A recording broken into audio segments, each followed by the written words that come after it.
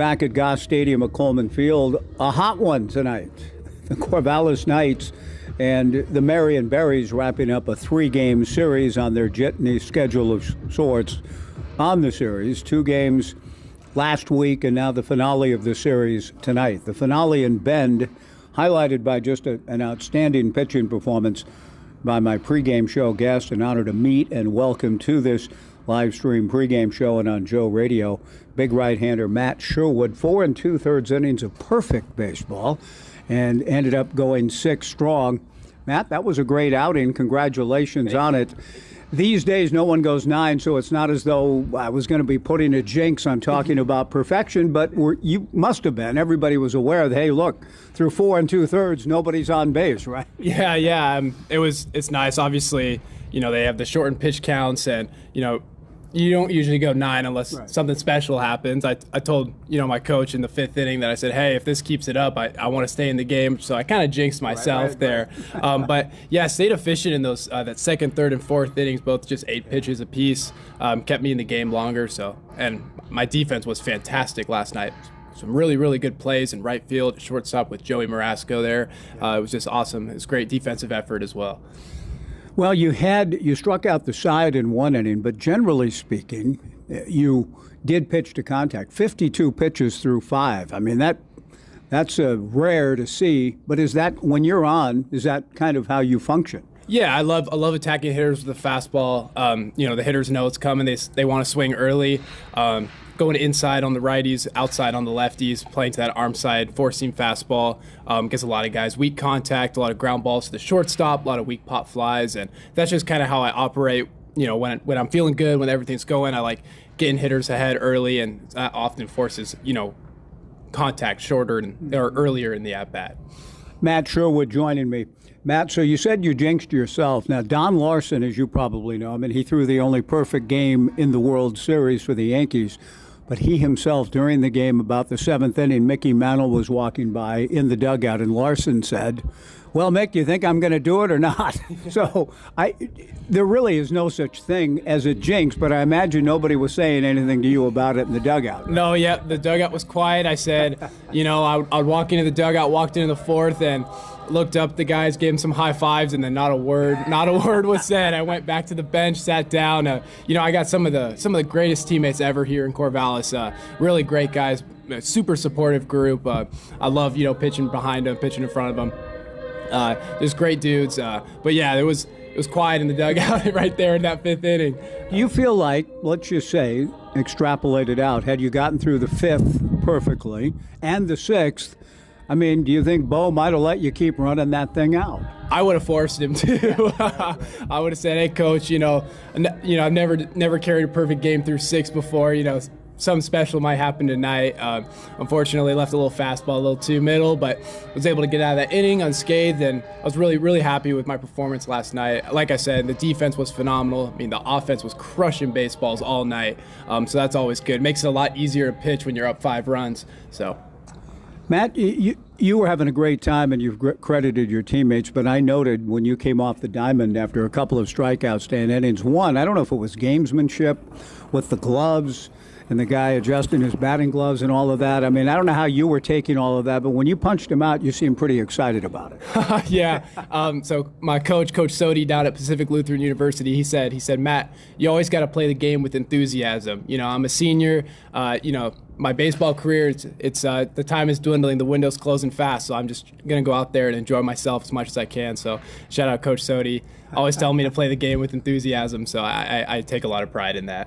It was fun to see, and it looked to me like it was you enjoying the moment with your teammates and not trying to engage in taunting the other guy, right? That was something between you and your teammates, it looked like. 100%. It's never, I know they're out there. Ben's always out there. They're trying to get their work in. Great program, very, very well ran.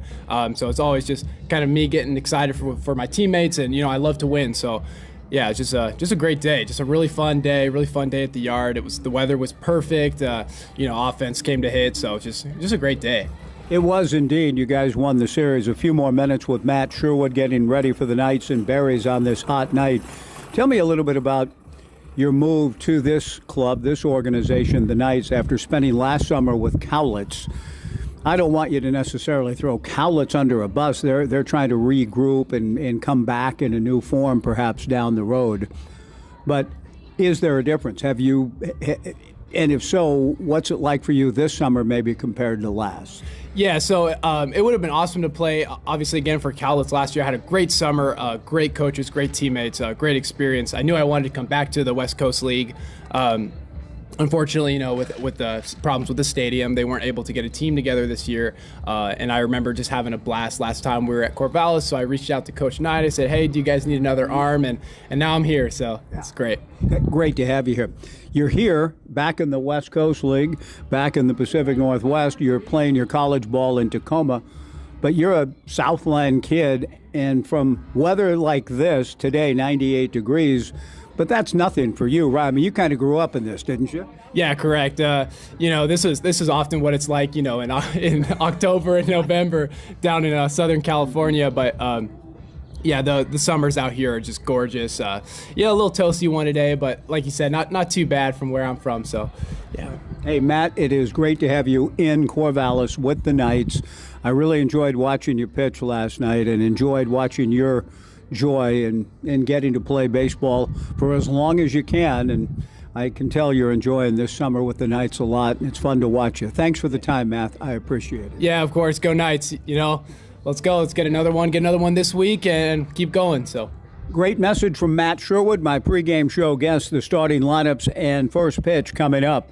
The Knights and Berries come cool because it's staying hot. It was 81 degrees when I arrived back from Bend last night at 11 o'clock. I've never seen it that hot this late in this town, and it's staying hot, but we'll get through it together. Hope you're on your way to the ballpark. Thanks for joining us. The Knights and Berries are thanks to Matt Sherwood, joining me on the pregame show on the Knights live stream and Joe Radio. Let me make sure yep, it's all there.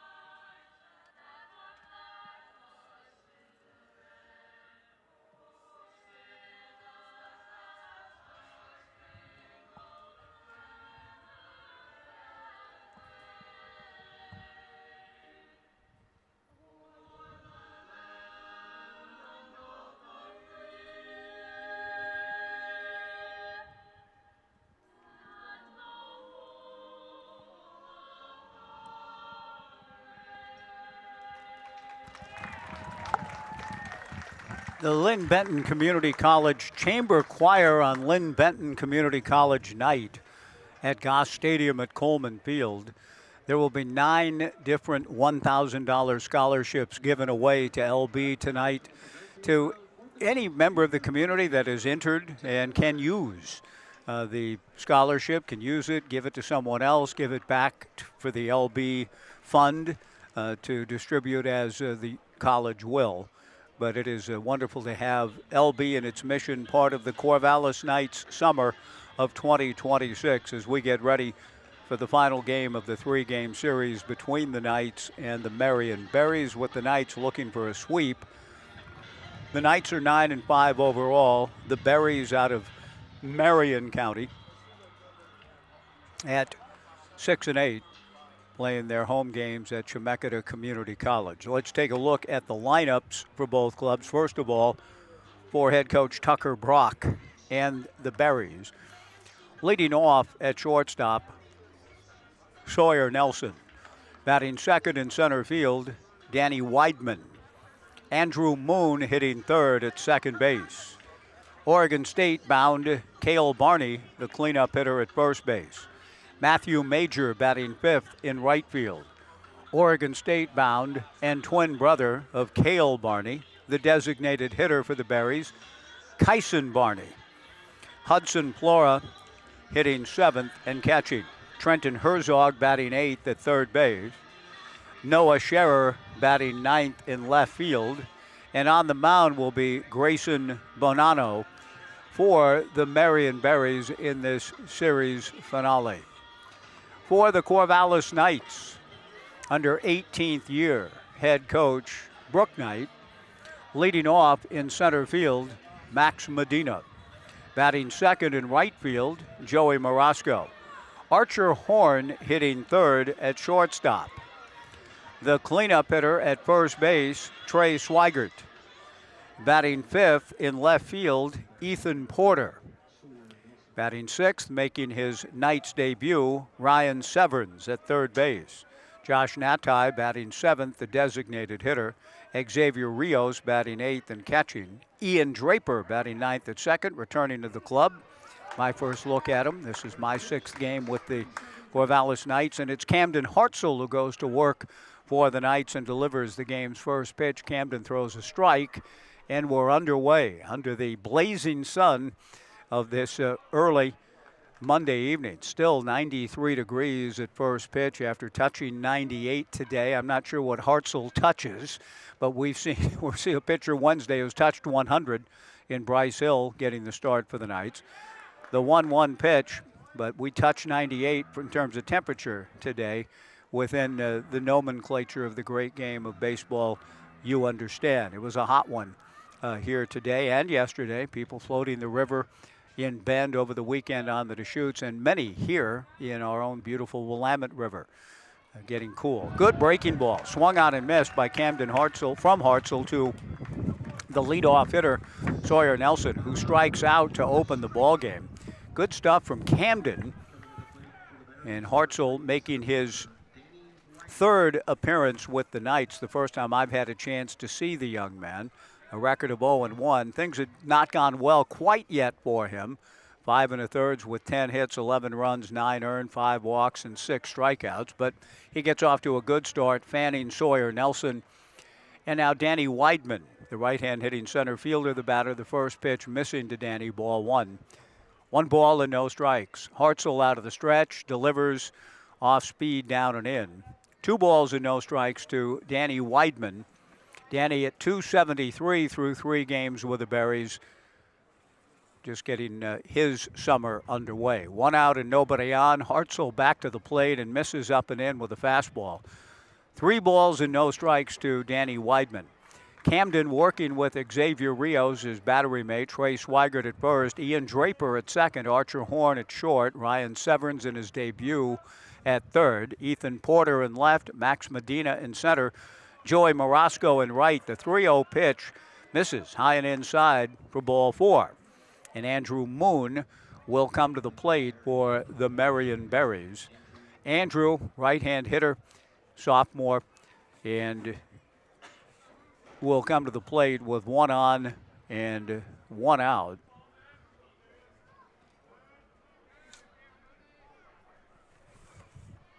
Out of the stretch works Camden Hartzell. Danny Weidman held on by Trey Swigert. First pitch in the turf, good block by Knights catcher Xavier Rios. Tucker Brock, the head coach, going through the signs outside the third base coaching box, and a very quick visit on this hot night.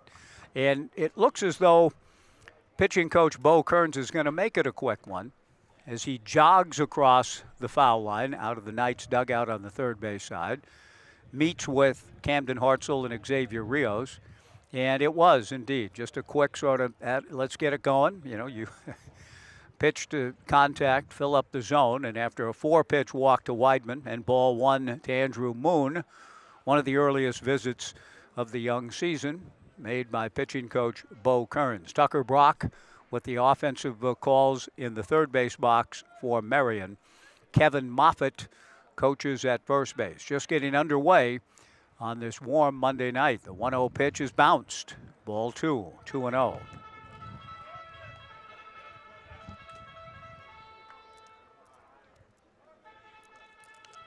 Things are going to cool off from what we're told from the mid to upper 90s today. A high of about 84 tomorrow. We hope you'll be part of the festivities tomorrow evening. A throw to first base. Back to the bag goes Danny Weidman. It's LBCC tonight. Emergency responders night tomorrow. Faith and family night Wednesday. And then a lot of very popular promotions and events on the Knights calendar for this summer coming over the weekend. The 2-0 pitch, a strike, and the count 2-1. T-shirt giveaway from Corvallis Custom on Thursday. A $1,000 Kids Dash for Cash presented by Monica Baez, Suzanne Rope, Jim Coleman, and Severn Thomas, our local State Farm agents. A throw to first, and back to the bag steps Danny Weidman. No score, top of the first inning. 2 balls and a strike, and then make sure you get here early for the Drone Light Show Spectacular Saturday night, 7:15, with Edmonton in town. Another throw to first, and Danny Weidman again back. Andrew Moon, the batter, with a count of 2 balls and 1 strike. Cale Barney on deck. Camden Hartzell comes set. And again, fires over to first. And that is an example of what just the presence of a runner on base can do. Hartzell is hoping to navigate some control issues here, but at the same time, he's also dealing with a runner that he's attempting to hold on. A good action count, and indeed, Weidman goes. The 2-1 pitch on the hit and run play. Lifted foul, and the first action into Urchin Alley tonight in front of Dixon Rec. It is a tepid response at best. There are no urchins. You know, you call it Urchin Alley, and if there aren't any urchins in it, it kind of defeat. I mean, there's no urchins chasing yet. It's too hot for the young urchins. We hope they get out there soon. There'll be plenty of souvenirs in that area as the game goes along. A balk is called with the right-hander Camden Hartzell preparing to throw a 2-2 pitch. A balk called on the pitch, which was ball 3, 3-2. So Danny Weidman in scoring position with 1 out. No score in the top of the first. Camden ready.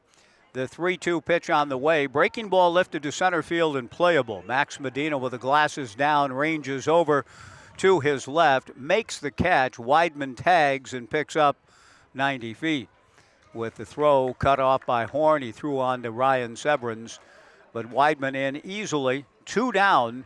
Cale Barney, the hitter. Cale is off to a bit of a slow start in his summer with the Berries. At 184, he does have a solo home run and is a guy from the left side of the plate. His twin brother Kyson, a right-handed hitter, but Cale coming into Oregon State in the fall and has considerable power.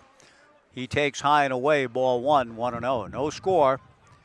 Top of the first inning. 330 down both lines at the home of the Beavers. 365 to the alleys, 400 feet to straightaway center. The 1-0 pitch is grounded right at night. Second baseman Ian Draper. Ian fields a step or two onto the green in shallow right and throws to Trey Swigert to retire the side. No runs, no hits. Danny Weidman stranded at third. We go to the bottom of the first inning.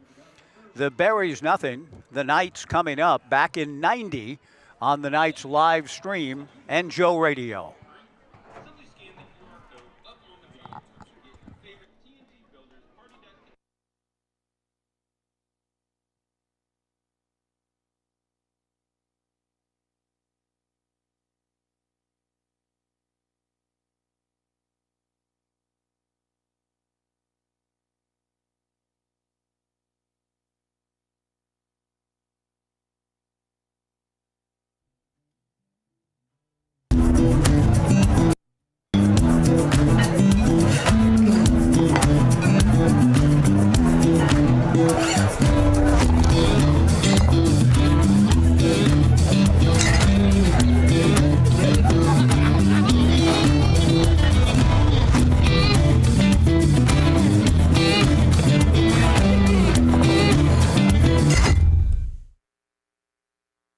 Rolling with the crew for good vibes meet good times.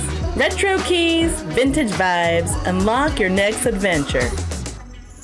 Poop's got the hookup too, belly rubs included. Space to kick back, laugh out loud, and just be. Hit the pop shop for quick snacks and take in the moment, or just chill with your pup and soak up the good life. Stay original at Hotel Corvallis.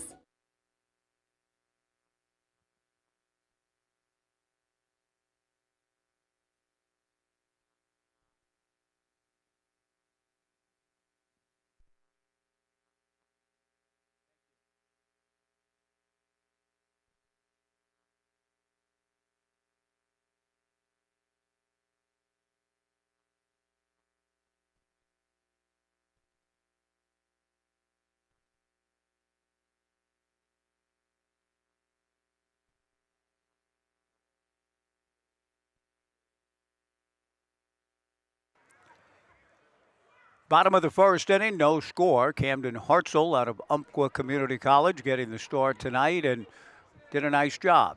Struck out the first hitter, walked the second hitter, but comes out with a 0 on the board, and now the Knights go to work against Marion right-hander Grayson Bonanno with Max Medina leading things off. The first pitch missing to Max. Bonanno comes back and misses again and is behind the count. 2 balls and no strikes. Breaking ball on the 2-0 pitch is in there for a strike to Max Medina, leading things off for the Knights in the bottom of the first inning. Max, the team's leading hitter, has played and started in 7 games at .375 with 3 runs batted in. The 2-1 pitch, fastball stroke to the alley into left center field. Those will get between Noah Scherer and Danny Weidman all the way to the Hotel Corvallis sign out in left center field. Medina digging for 3. He's on his way and will get there without a play. A leadoff triple to left center field for Max Medina.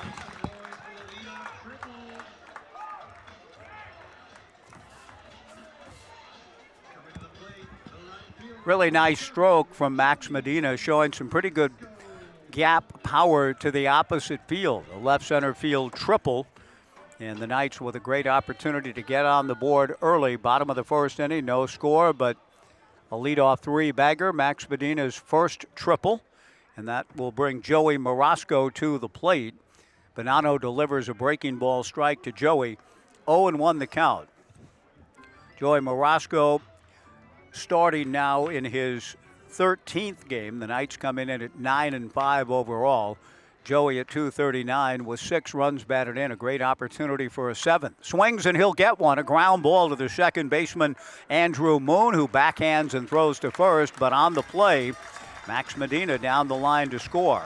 Morosco gets his job done with the RBI ground out 4-3. Not much better in life than a leadoff triple unless you go Travis Bazana or Ricky Henderson on the pitcher and hit one out. The leadoff triple usually leads to good things, and for the Knights, It was their first, their sixth triple overall. They've only hit 2 home runs. But the triple followed by a ground out, and the Knights are on the board leading 1-0. Archer Horn, the batter. And the first pitch to Archer is in there for a strike. 0-1 the count. Archer at .316, playing in his 6th game with the Knights. He has one of the homers. He hit it in Bend. Thank you, Faith. The strike one pitch, feeling a little bit like Albert Finney and Shoot the Moon. A really very good motion picture at the end. Faith, the final word of the film, Faith.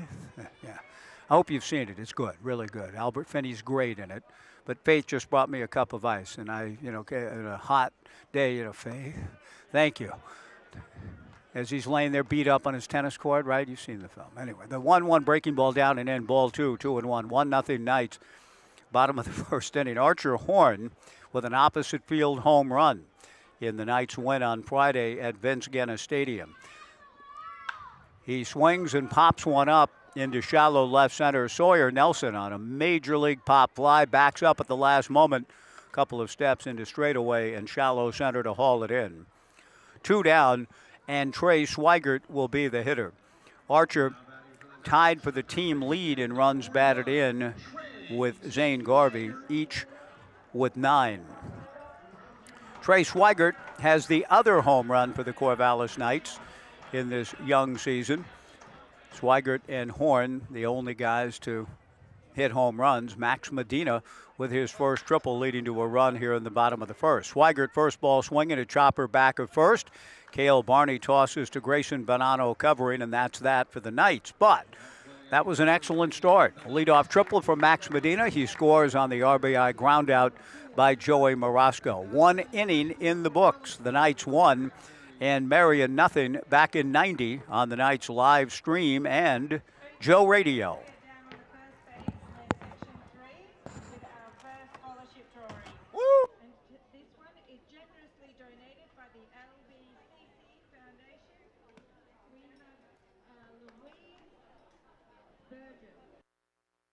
Rolling with the crew for good vibes meet good times. Retro keys, vintage vibes, unlock your next adventure. Poop's got the hookup too, belly rubs included. Space to kick back, laugh out loud, and just be. Hit the pop shop for quick snacks and take in the moment, or just chill with your pup and soak up the good life. Stay original at Hotel Corvallis.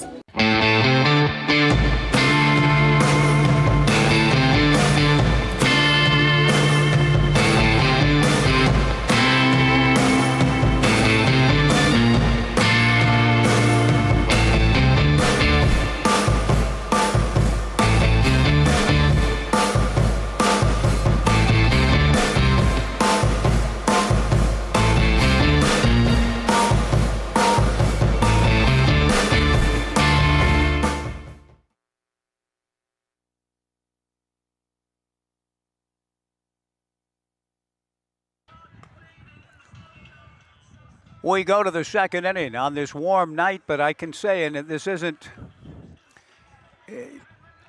in an attempt to cajole you into coming into the ballpark. I know you don't need that. You know the territory well, and if you're listening to Knights baseball at all, you probably have been to a Knights ball game or two over the summers. But I'm sitting here now, it's 93 degrees, but there is a breeze wafting through, and it's pleasant. Now, if you're sitting in the middle of the hot sun, maybe a little less so, and there are some fans who have made that choice. I see them down the third base line in the bleachers, sitting in that 90-degree sun, but many enjoying the overhangs of the press box in the Omaha room and so on, and it's comfortable. Going to work with a 1-0 lead, Knights right-hander Camden Hartzell, 6'2", 205-pounder out of Umpqua Community College in Roseburg High, working on Matthew Major and has jumped ahead. No balls and 2 strikes to Matthew. 1-0 Knights. Major hitting .244, a homer and 6 runs batted in. Matthew takes in the turf, ball 1, 1-2.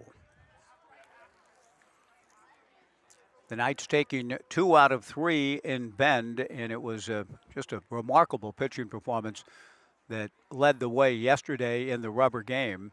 Off speed and a little low. Ball 2, 2-2.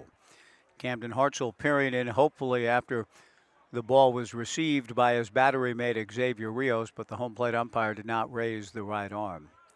2 balls and 2 strikes to Matthew Major. 1-0 Knights in the second. Hartzell delivers, breaking ball inside, ball 3. It was 0-2. Matthew Major in the midst of a good plate appearance, working it from 0-2 to 3-2. Camden ready, the 3-2 pitch, got him swinging with a breaking ball, 1 away. Nicely done by Camden Hartzell, his second strikeout. Then Kyson Barney, the designated hitter, will be the batter. Twin brother Cale grounded out to end the first. The Barney connection, and it's a great name clearly in Oregon State baseball history, with only one other player with that last name coming to Oregon State through the years. The great Darwin Barney, the leader, the shortstop for the memorable runs to Omaha in 2005, 06, 07. Kyson and Cale, twin brothers not related to Darwin. Kyson fouls one back, the count 0-1. Hartzell back to the plate and misses down and away. 1 ball and 1 strike to Kyson Barney. 1-0 Knights in the second inning. Kyson hitting .273. He has a homer and 3 runs batted in. The Berries have slugged 8 home runs on the year. Hartzell back to the plate, and the pride of Roseburg High delivers, swung on and missed, and the count 1-2. Hudson Flora, the on-deck hitter. Out of the bright sunshine, the 90-plus degree sun, Hartzell delivers, and the fastball misses up and in. 2 balls and 2 strikes. Matthew Sherwood's performance yesterday, one of the best I've seen a Knights pitcher turn in over the years. 4 2/3 of perfection. 52 pitches through 5 innings. Unbelievable. The 2-2 pitch, breaking ball just missed from Hartzell, and he has another full count on his hands. 3-2 to Kyson Barney. If you were with us on the pregame show, we actually did talk of jinxes and of men and of baseball about yesterday's flirtation with perfection on the part of Matt Sherwood. The 3-2 pitch misses outside to Kyson Barney, ball 4. And this time, Knights right-hander Camden Hartzell does miss and lose the hitter. He had Matthew Major 0-2, went 3-2 and got him. He was 1-2 on Kyson Barney and loses him. And now Hudson Flora, the right-hand hitting catcher, the batter. Hudson at 190 with a run batted in. 1-0 Knights in the top of the second. Kyson Barney, the tying run, held on by Trey Swigert. First pitch is swung on and missed. The count 0-1. Coach Brock going through the signs outside the third base coaching box. No balls and a strike to Hudson. Camden Hartzell from the stretch. Tough sun for Max Medina in center. The runner, Kyson Barney, goes. The throw is perfect down to the Knights' second baseman, Ian Draper. Good throw from Xavier Rios. Draper slaps the tag on Kyson Barney, who is caught stealing 2-4, 2 down. The count, meanwhile, 1 ball and 1 strike to Flora. Really nice throw. Kyson Barney thrown out attempting to steal. He's now 1 for 2 in that category in the early summer of 26. The 1-1 pitch missing down and away, ball 2, 2-1. An okay crowd tonight, but I do think the heat has deterred some souls from coming. But I'm just saying, in the future, if you get a mid-upper 90-degree day, you get here at the ballpark, it feels pretty good. There's a breeze that wafts through this time of night. Steve Kimmel to my left giving me, yeah, that's right. I'm not just trying to convince you. There is an umbrella out over there. There is that hot sun. Some fans brought an umbrella not for the reasons we see umbrellas around most of the year around here. The 2-2 pitch, missing down and in, ball 3, 3-2. Matt Sherwood talked a little bit about the hot weather he grew up in Santa Clarita, and very familiar. He is pitching in the warmth yesterday in Bend, really enjoyed the conditions, and his performance was brilliant.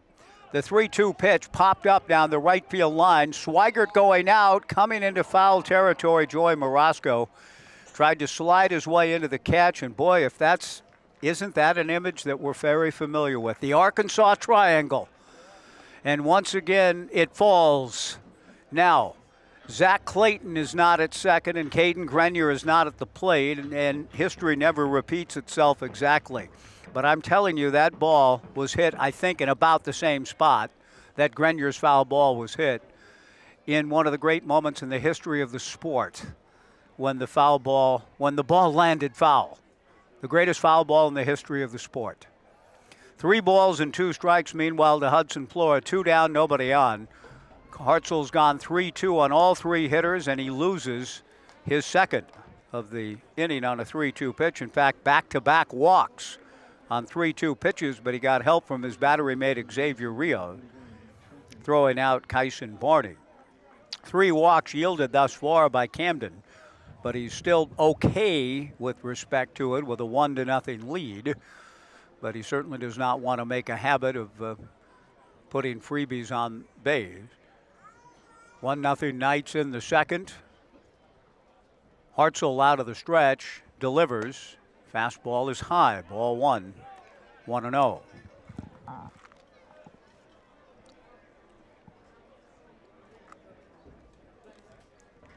I enjoyed Matt's certitude. Matt Sherwood saying if he had been perfect through 6, he would have convinced Bo Kearns, Coach, you got to keep running me out there until it's over. That became moot when, after 4 2/3, the spell was broken on a clean single for Bend.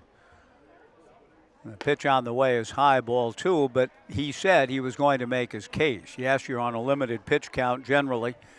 He's a senior to be at Pacific Lutheran University. He said he kind of knows he's coming down the stretch of his baseball life, and had he been perfect through 6, he would have convinced his coach to let me try for a 7th, and then had he been through 7, for an 8th. And I think that was going to happen, and I think Bo would have gone along with that scenario. And unfortunately, we didn't get to see it, but 4 2/3 of perfect baseball. Meanwhile, Camden Hartzell, not quite in the same vein, misses with a 2-0 pitch to Trenton Herzog and has fallen behind 3-0 and is now 4-0 on the 3-0 pitch. Ball 4, 3 consecutive walks yielded by Camden Hartzell and 4 in the game, and that will lead to some activity in the Corvallis Knights bullpen. Jake Brand heading down, and he might be the first up. Carter Stewart has grabbed some of the tools of ignorance and is heading down into the left field corner, probably to begin to warm Jake up. It won't take long for that, I dare say, tonight. But the control difficulties for Camden Hartzell. He still hasn't been scored upon and trying to keep it that way. Noah Scherer takes down and away. Ball 1, 1-0. 3 consecutive walks issued by Camden Hartzell, but Kyson Barney thrown out stealing for the 2nd out of the inning. So, all things considered, Hartzell has a chance to get out of it cheaply enough. 1-0 Knights in the second. However, the 1-0 pitch misses again. Ball 2, 2-0. Sawyer Nelson on deck. Hudson Plora gets his lead from second. Trenton Herzog from first. 2 balls and no strikes. Hartzell back to the plate, misses high, ball 3, 3-0. I was mentioning in the conversation with Matt Sherwood that it was 88 years ago tonight, the first night game ever at Brooklyn's Ebbets Field coincided with Johnny Vandermeer throwing his 2nd straight no-hitter, June 15th, 1938. The 3-0 pitch, a strike, and the count 3-1. And I'm reminded of it only because 3 straight walks issued here in the inning for Camden Hartzell. Johnny Vandermeer pressed in the ninth at Ebbets, pitching for the Reds. 22-year-old left-handed rookie pitcher threw a no-hitter against the Boston Braves June 11th. 4 days later, threw another one at Ebbets Field. 3-1 pitch, swung on and missed, and the count 3-2 in the first ever Knights game in Brooklyn. Brooklyn's management, the ownership group, sold 25,000 tickets on the day of that game, the first ever night game. They got a night game and this no-hit sensation. The ballpark was packed, and Vandermeer came through with his second straight no-hitter, but he was wild. The runners go, the 3-2 pitch, strike three called, and through it all, Camden Hartzell gets it done. And he's kind of in a Johnny Vandermeer mode. Johnny walked 9 the night that he threw his second straight no-hitter, including walking the bases loaded in the 9th inning before he got Leo DeRocher to fly out for the final out. 88 years ago tonight, back-to-back no-hitters for Johnny Vandermeer. And he walked 3 in a row in the 9th. We just saw Camden Hartzell walk 3 in a row, but he still hasn't given up a hit, and the Berries are gone in the second. No runs, no hits, 2 left. And at the end of 1.5, the Corvallis Knights won, the Marion Berries nothing. Back in 90 on the Knights live stream and Joe Radio.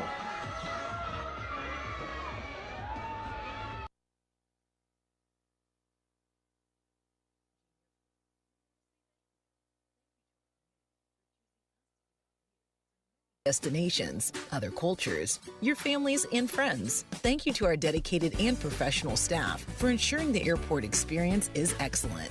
And thank you to local residents and businesses for making us who we are. We are proud to serve you, our region, and beyond. Together, we continue to grow and thrive. Thank you for flying local and for flying EUG.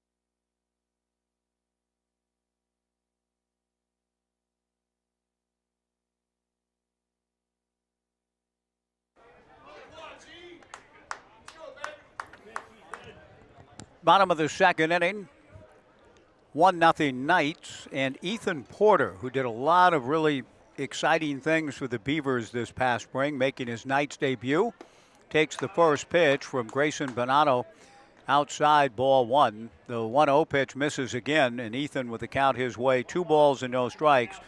Ethan Porter and Ryan Severance both making their Knights debuts tonight. Josh Natai, another Beaver, on deck.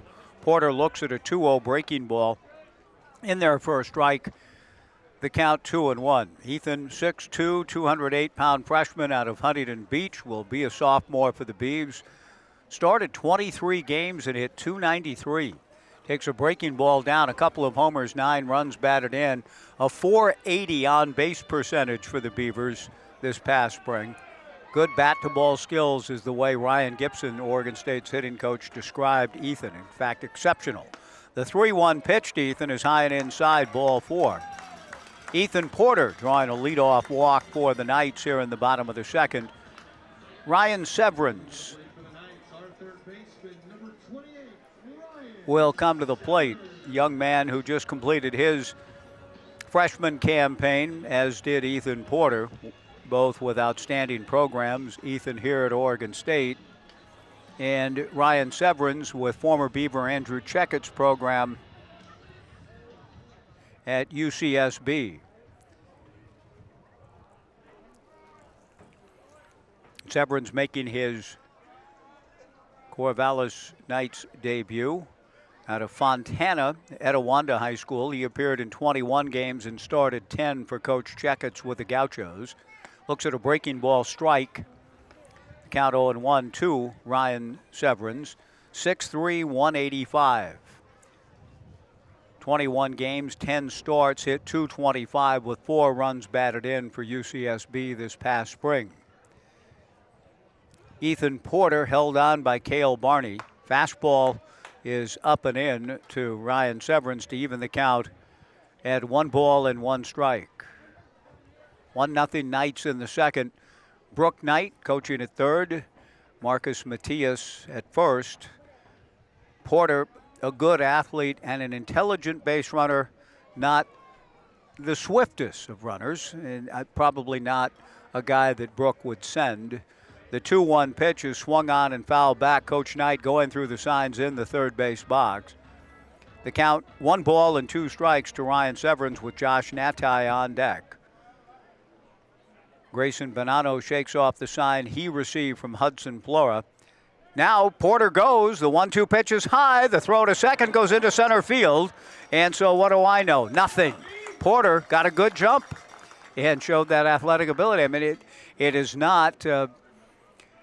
I keep saying Bake McBride speed, and that dates me. It's not quite Willie Davis, Bake McBride speed. Who's the fastest guy in the major leagues now? I might be able to update my reference points. Porter's not going to make you forget, fill in the blank. Who's the fastest guy in big league baseball, Ben? But Porter got a good jump and steals second. A ground ball back of third. Trenton Herzog backhands and throws across to first to get Ryan Severance. But Ethan Porter picks up a stolen base. He did not have one with the Beavers in the spring. He has one in his first game with the Corvallis Knights. And Josh Natai, the batter. But the steal was predicated on the jump. Ethan got a good read, and that's what I meant about him being, if not Ricky Henderson-esque fast, a very intelligent base runner, read the pitch of Bonanno well, got a great jump and stole. So he's in scoring position with 1 out. Ryan Severance, unfortunately, not getting Ethan moved. Josh Natai, the designated hitter, takes high and inside, ball 1. Josh appeared in 8 games for Mitch Canham's Beavers this past spring. Looks at a breaking ball for a strike. The count 1-1. Josh did show signs of things to come. At least that's the hopeful outlook for the slugger Josh Natai, 6'2", 225, when he blasted a 2-run home run here against Mercer for his lone hit in the spring. That's a type of raw power that he has. He had a 4 RBI game on Friday night in Bend. He takes a breaking ball down and away, 2-1 the count, 1 out, 1-0 Knights, bottom of the second. He swings and hits one into Urchin Alley. Now, I need to see if any other urchins have joined. There was kind of an older guy. I can't really call him an urchin. But, oh, good. There go the urchins. They're giving chase. 1, 2, 3, 4, 5, 6 of them. So Urchin Alley has been repopulated. 2 balls and 2 strikes, 1 out. The 2-2 pitch, fastball high and inside, ball 3, 3-2. Somehow Urchins, Johnny Vandermeer, Ebbets Field, Babe Ruth was at the game. It was just an event. Night game, first night game in Brooklyn. Vandermeer throws a no-hitter. Babe Ruth was there. Leo DeRocher made the final out. 3-2 slider to Natai taken. Strike 3 called, 2 down. And that'll bring Xavier Rios to the plate. And I call it Urchin Alley behind our broadcast vantage point because it was through baseball, not Dickens, but through baseball. And the very bad motion picture entitled The Babe Ruth Story, almost, I think Costas once said, almost so bad that it's good. Just terrible script. William Bendix is the great Bambino. I mean, it doesn't work. The only thing that really worked was Charles Bickford, his father, Matthias, I think. Right? Maybe? Or no, I'm thinking of Charles Bickford as Pop Warner, maybe. I don't know. But conflating my old black and white sports biopics. Xavier Rios swings and misses in the count 0-1. 1-0 Knights, bottom of the second. The strike 1 pitch way outside. 1-1 to Xavier. with Ethan Porter, a leadoff walk, a steal of second at second with 2 down. But it was my mother who said in the film, the Babe Ruth story, we watched it, I probably saw it when I was 7, 8, or 9 years old, circa 1966 or 67, for the first time. The 1-1 pitch change, swung on and fouled at the plate. Good pitch by Grayson Bonanno. And he's ahead to Xavier Rios, 1-2. Near the end of the film, as Babe lay close to death in a hospital in New York City, local youth gathered to sing "Take Me Out to the Ball Game" in this very haunting, plaintive kind of tone. Fastball up and in, ball 2, 2-2. And it's so bad that but still, if you don't cry, and my mom said, oh, look, the urchins are outside his hospital room singing "Take Me Out to the Ball Game." First time I'd ever heard the word urchins. My mother declared it for the people gathered outside of Babe's hospital room in the Babe Ruth story in 1948. 2-2 pitch. Xavier taps it foul at the plate, stays up there. 2 balls and 2 strikes. So I've always associated urchins with baseball, and it's my mom's fault. She said, oh, look, the urchins are singing "Take Me Out to the Ball Game." And soon the tears were flowing from me at 8, my mom at whatever age she would have been about then, born in 26, so she was probably around 40, and she was crying. My dad, we were all crying watching the urchins sing "Take Me Out to the Ball Game" outside of Babe's hospital room. 2 balls, 2 strikes, 2 outs. Fastball up and in, ball 3 to Xavier Rios. If you've ever seen the film, you know what I'm talking about. And I almost recommend it just because it's so poorly written and made that it works on certain levels, somehow, some way. Ethan Porter at second, 2 down. 3-2 to Xavier Rios. 1-0 Knights. The 3-2 pitch is bounced, and a good plate appearance for Xavier Rios as he draws ball 4. And that'll bring Ian Draper to the plate for the Knights. Ian, I'm told, is in the portal. Now, I don't study the comings and goings of the portal. I get alerts about the immediate impact of the portal on Oregon State, and I'll just join all of you right now. Get it out of the way, Beaver Nation. I was heartbroken about the news today in the portal regarding Trey Morris. Ian Draper, I'm told, is also in the portal. Ian coming to the plate for the Corvallis Knights with runners at first and second and 2 down, and the Knights trying to add to the lead. Ian played early in the year, 3 games, went 2 for 12. 6-foot, 190-pounder, Rogers High School in Puyallup. A throw to second base, and the ball goes into center field. Porter gets up, will go to third. The ball juggled out there by Danny Weidman, and so into second base goes Xavier Rios. Well, Ethan Porter has made himself a presence on the base pass. He steals second. He draws a throw that turns out to be an errant one from the pitcher, Grayson Bonanno. And so the Knights have a chance now with a 2-out hit to go up 3-0. The 1-0 pitch to Draper misses high, ball 2, 2-0. Ian appeared in 19 games with the Huskies this past spring, started 8, had 3 multi-hit games in those starts. Looking for a better opportunity. A young man from Puyallup takes the 2-0 pitch, high, ball 3, 3-0. 1-0 Knights, bottom of the second inning. Ethan Porter at third, Xavier Rios at second. 3-0 to Ian Draper. Max Medina, who tripled and scored last inning, on deck. The 3-0 pitch is high, ball 4. And the Knights have the bases loaded, all 3 via walk, so the spirit of Johnny Vandermeer lives. And we will see a visit now. Pitching coach Lindsey McCarger out to the mound to try to help Grayson Bonanno get himself dialed back into the strike zone. The Knights lead 1-0, have the bases loaded, and 2 down for Max Medina, who clubbed his first triple of the summer and scored last inning on a ground out by Joey Marasco. Quite an event, as I mentioned, 88 years ago tonight at Ebbets. The first night's game involved the Cincinnati Reds and took place at Crosley Field in 1935. Night baseball did not come to Brooklyn until 1938. It was a day game for Johnny Vandermeer on June 11th when he no-hit the Boston Braves, and then 4 days later, you can kind of, the borough of Brooklyn, the word got out, hey, the no-hit kid's coming, and it's a night game, and let's go. They sold 25,000 tickets on one day. I mean, I don't even know how, but that's the story. He ended up with 38,000. Pre-sale was low, no-hitter, night game, and it ended up being packed out at over 38. Max Medina takes low and in, ball one. Bonanno back to the plate, fastball up and away, ball two. 2-0. Huge opportunity for the Knights here, but Bonanno looks at it a different way. He has a chance to keep himself and his team in the game if he can find the strike zone. He doesn't on the 2-0 pitch. A breaking ball down and in. 3-0 the count. Joey Morosco on deck. There's some stirring in the Marion Berry's bullpen with Bonanno a pitch away from walking in a run. However, his 3-0 pitch to Max is in there for a strike. 3-1 the count.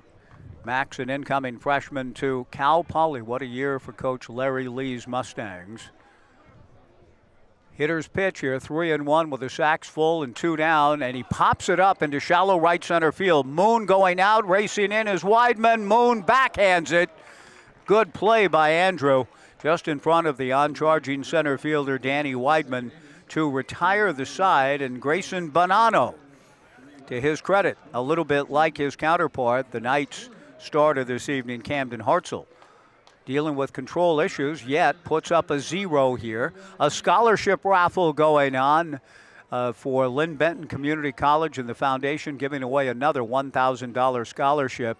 So it's a big night, Lynn Benton Community College night. We'll be talking with a couple of representatives of Lynn Benton, the president and AD, as we go along tonight. The Knights leave 3. We're through 2. The Knights 1. Marion nothing. Back in 90 on the Knights live stream and Joe Radio.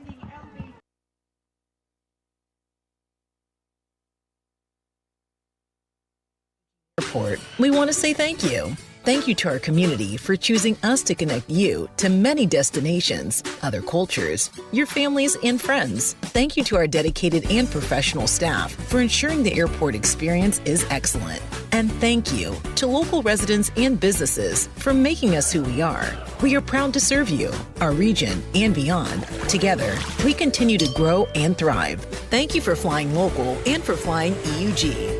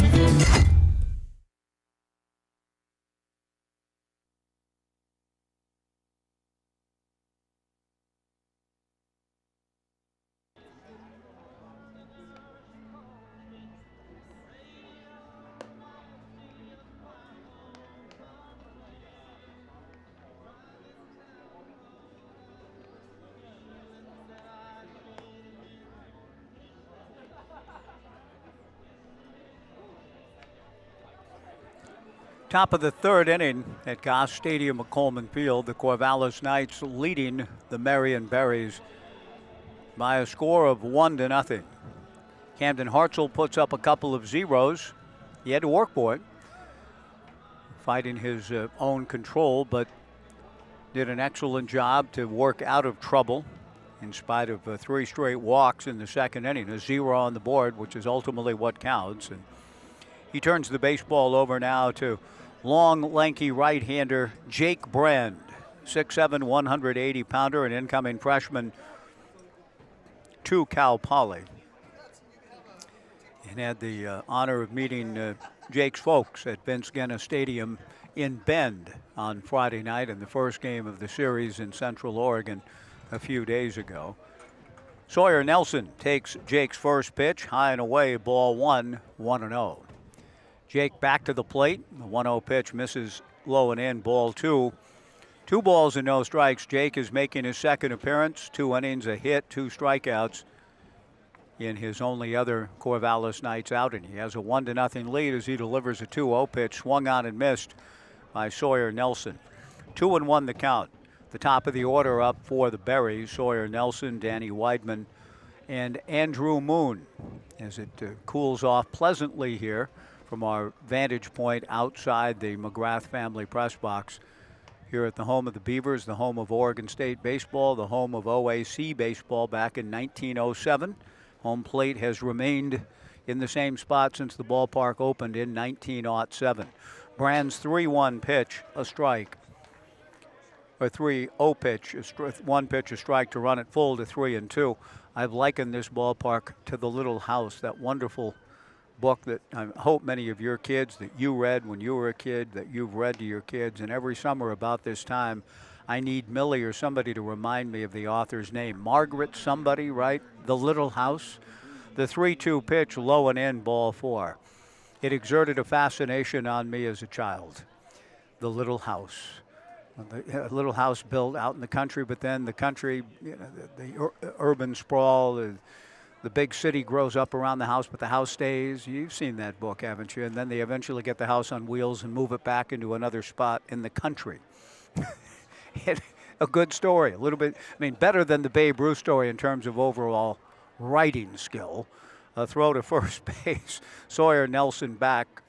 Jake Brand issuing a leadoff walk. Sawyer representing the tying run. But I bring up the book, The Little House, some sort of Caldecott Award winning. I can see that gold star in my mind's eye on the cover of the book. Some sort of award-winning children's book. I hope still plays for your youngsters, and that it did for you growing up as it did for me in the mid-'60s. There goes the runner, Nelson. The 2-0 pitch is inside. No throw from Xavier Rios. And Nelson has stolen a base to put the tying run in scoring position. Meanwhile, Jake trying to find himself now with some control issues of his own out of the gate. The count, 3 balls and no strikes.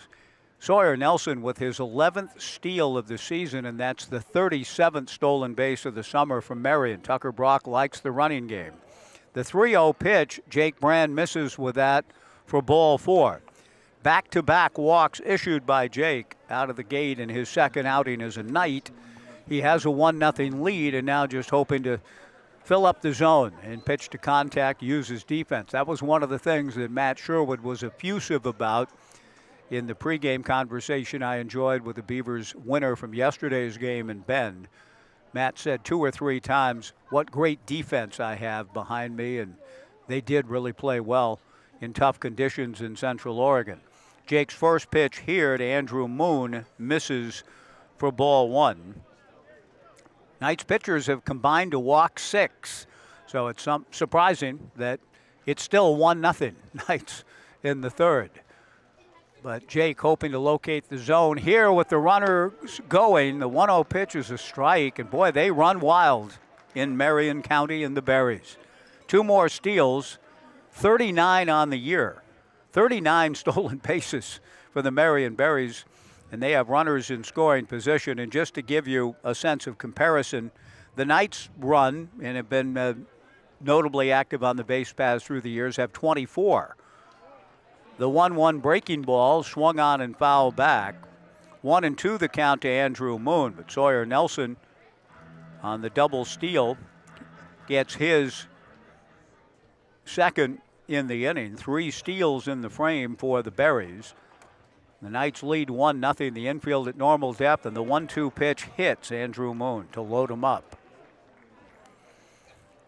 Now, pitching coach Bo Kearns made a visit in the first inning early to the Knights starter Camden Hartzell. Bo is staying put here now as Jake Brand tries to figure some things out on the fly. Got a little bit of the major league theory with manager Lou. Let's see how a kid does. You want me to go out there on a visit? I can't remember who plays the pitching coach in the film Major League, but old Lou, who had a guy on another line who needed a set of white walls. Now let's see how the kid works out of it. And so Jake Brand is allowed to keep going. Here's a looping fly ball into center field for a base hit. Sawyer Nelson in to score the tying run on a looping single to center off the bat of Cale Barney. A 1-1 tie. The bases remain loaded. And while that is not obviously the greatest of outcomes, a base hit, that is still better than a free pass, and he made a good pitch. So there is that, and it's a 1-1 tie. No visit from Bo Kearns, and sometimes when you don't, it is just to see if a guy has the wherewithal and mettle to figure some things out on his own. However, his first pitch to Matthew Major kind of blows that theory up just in terms of how things are going for Jake. He hits Matthew Major, and coming down the line to score, Danny Weidman. And the Berries have a 2-1 lead, and there's just not much that the Knights can do about it if Jake doesn't fill up the zone. So the young man hoping to find himself before he finds himself back in the dugout. Some activity will begin in the bullpen back of him.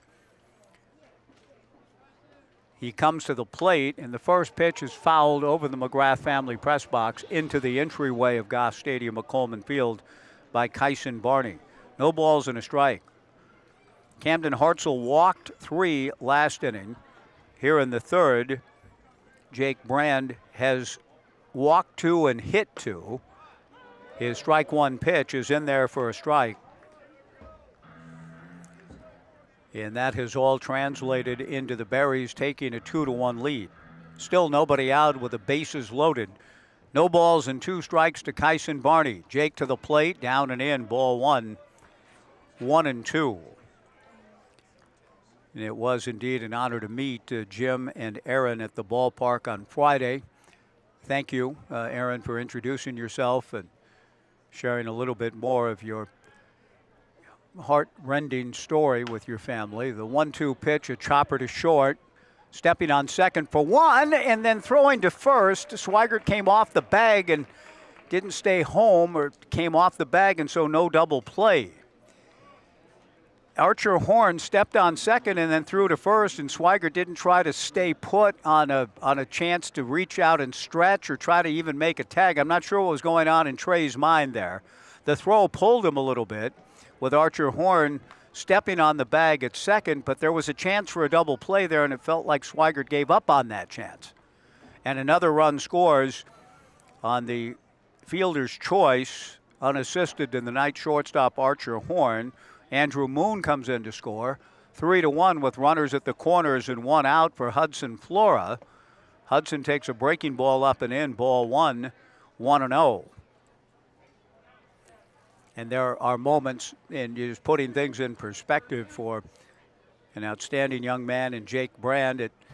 As tough as it is, and I'm sure as disappointed as he is in not commanding the zone quite yet, he has dealt with things of far greater moment in his life than that.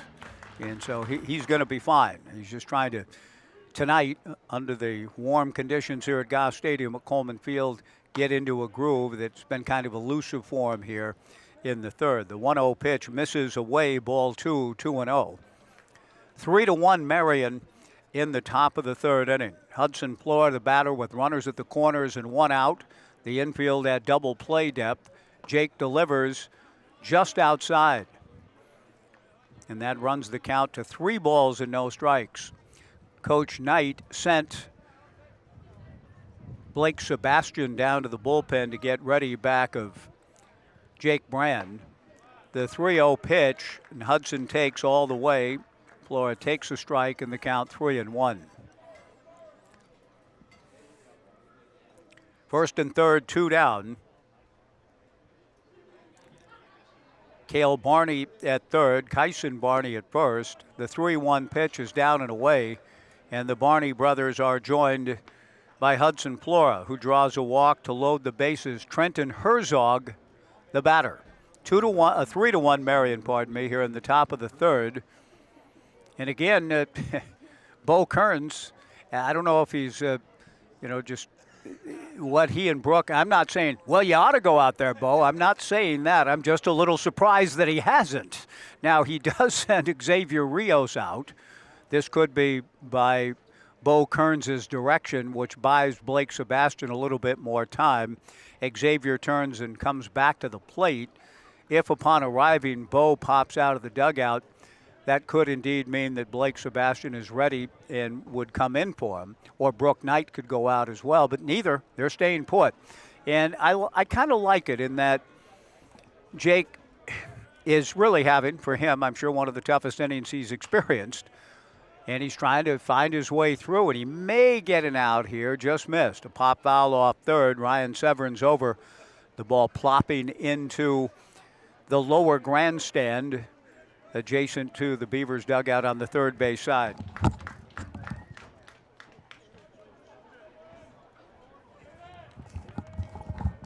No balls and one strike the count to Trenton Herzog with the bases loaded and one out. The strike one pitch just misses to Trenton.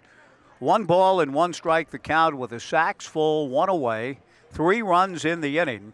And Jake Brand just trying to find his way through his control difficulties. The 1-1 pitch is high, ball 2, 2-1. And in that light, it appears as though Bo and Brooke, I see Bo on the walkie-talkie checking on Sebastian's readiness. And the experiment, if Jake can't get an out here, may come to an end. The 2-1 pitch grounded foul outside of first. There are moments in time when managers, coaches will give a guy a lot of room. And Jake Brand has been given plenty, obviously, here in the third, trying to find the zone. But if he's able to get out of it, keep the damage at 3, that plan, in a sense, will have worked. Jake ready, the 2-2 pitch. Breaking ball in there, strike 3 called. Good for him, 2 down. Really good pitch by Jake, and he's still in there. And that's part of the whole process. Summer ball, and we've known it and understood the ethos of Knights baseball here since they arrived in 2007, and even before. I'm sure it was the way Dan Siegel and company went about their business. Winning is important. Winning is part of a culture. Winning has some development aspects to it. Brand to the plate, fastball high to Noah Scherer, ball 1, 1-0. So winning has always been important, but there are certain times, moments within a season, and this appears to be one of them, where they're trying to give Jake time to figure some things out and keep himself in the game. The 1-0 pitch, a strike, and the count 1-1. We've certainly seen quicker hooks for Knights pitchers when they have walked 3 and hit 2 in a frame. But Jake is still out there and trying to minimize damage. Bases loaded, 2 down, 3-1 in favor of the Marion Berries, taking advantage of the lack of control. A chopper to third, short hopped and then dropped by Ryan Severance. And everybody's safe, and an unearned run scores on the error on Ryan, making his Knights debut tonight. And he had a couple of chances. Had a ground ball up along third. He got caught between hops. Jake had done his job in the sense of being given a chance to get the third and final out, and he probably should have had it. I can see Ryan Severance coming over, I'm sure, to say, hey, that one's on me, with an unearned run coming in to score. And Jake Brand will leave after a rough outing tonight here at Goss Stadium at Coleman Field. He'll have better nights along the way in the summer of 2026. And to his credit, when he was on the verge of coming out, he gets a strikeout and induced what should have been an inning-ending groundout. But the inning carries on for Marion. The Berries now lead at 4-1. They have the bases loaded, do the Berries in 2 down. I believe it's number 39 coming in with the call to the bullpen, brought to you by Wilson Motors. It is indeed Blake Sebastian who will come in. We'll take a 2-minute pitching change break. The Berries have scored 4. They have the bases loaded in 2 down, back in 2, 4-1 Marion on the Knights live stream and Joe Radio.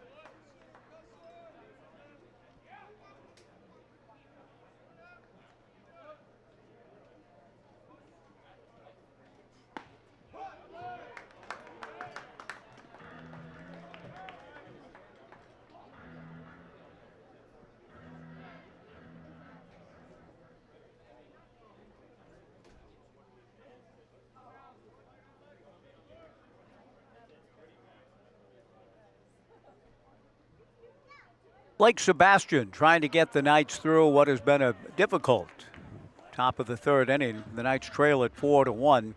Blake goes to work on Sawyer Nelson, who walked to open the inning. And he's worked the count, has Blake to 1 ball and 2 strikes against the left-hand hitting shortstop. The 1-2 pitch from Blake Sebastian misses for ball 2. 2-2 the count. Jake Brand had a 1-0 lead going into this top of the third, but just never could find the strike zone with consistency. An unearned run on the board against him to chase him here in the top of the third. The 2-2 pitch misses high and away, ball 3, 3-2. The last thing Sebastian wants to do here, you know, the runners go, the 3-2 pitch is that, ball 4.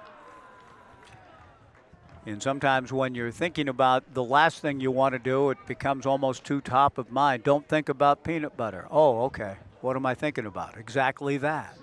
So ball 4 comes here after Blake had worked ahead 1-2. And unfortunately, it's a theme of the night for both clubs. A lot of free passes in this one. The Knights trail 5-1. Danny Weidman, a high, deep drive hook down the left field line and a grand slam home run. Ethan Porter never saw the ball in left, but it didn't matter. The ball stays fair inside the foul pole down the left field line for a grand slam, and something that I've rarely seen in 19 summers of baseball in this park. The Knights trail at home 9-1 in the third inning. A grand slam for Danny Weidman, and all of the bases on balls and the freebies and the unearned. The inning should be over at 3-1. This game should be 3-1 right now. It ain't. That's baseball. It's 9-1 after the ground ball at third resulted in an error instead of the inning being over. Now Blake Sebastian goes to work on Andrew Moon, who was hit by a pitch and scored earlier in the inning. Danny Weidman with his first home run and his first run batted RBIs. A chopper back of third, a foul ball, fielded by Ryan Severance behind Tucker Brock. The count, meanwhile, 1 ball and 1 strike to Andrew Moon. Danny Weidman turning on a pitch and keeping it fair down the left field line for a grand slam to put Marion up 9-1 in the third.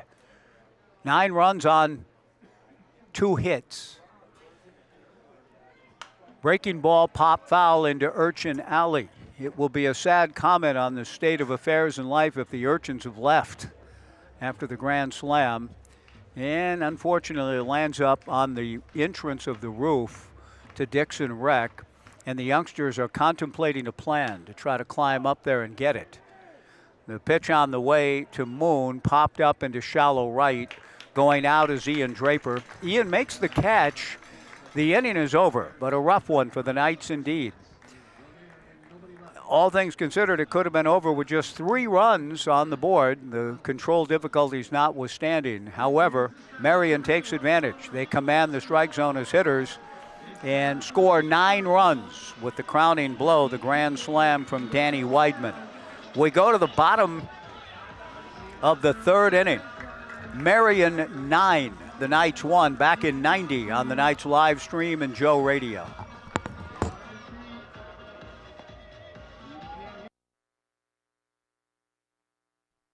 Rolling with the crew, where good vibes meet good times.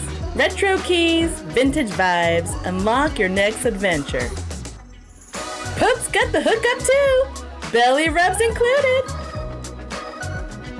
Space to kick back, laugh out loud, and just be. Hit the pop shop for quick snacks and take in the moment, or just chill with your pup and soak up the good life. Stay original at Hotel Corvallis.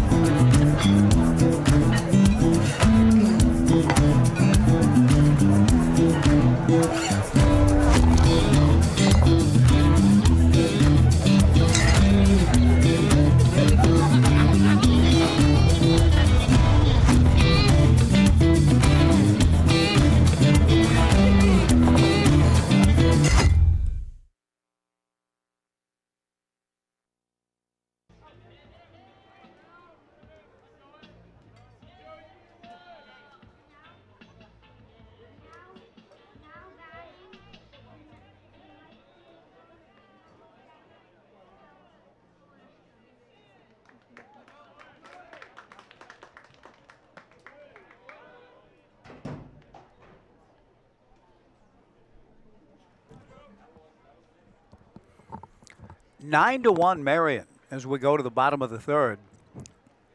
Joey Morosco taking the first pitch for a strike from Grayson Bonanno. The 0-1 pitch misses in the count 1-1.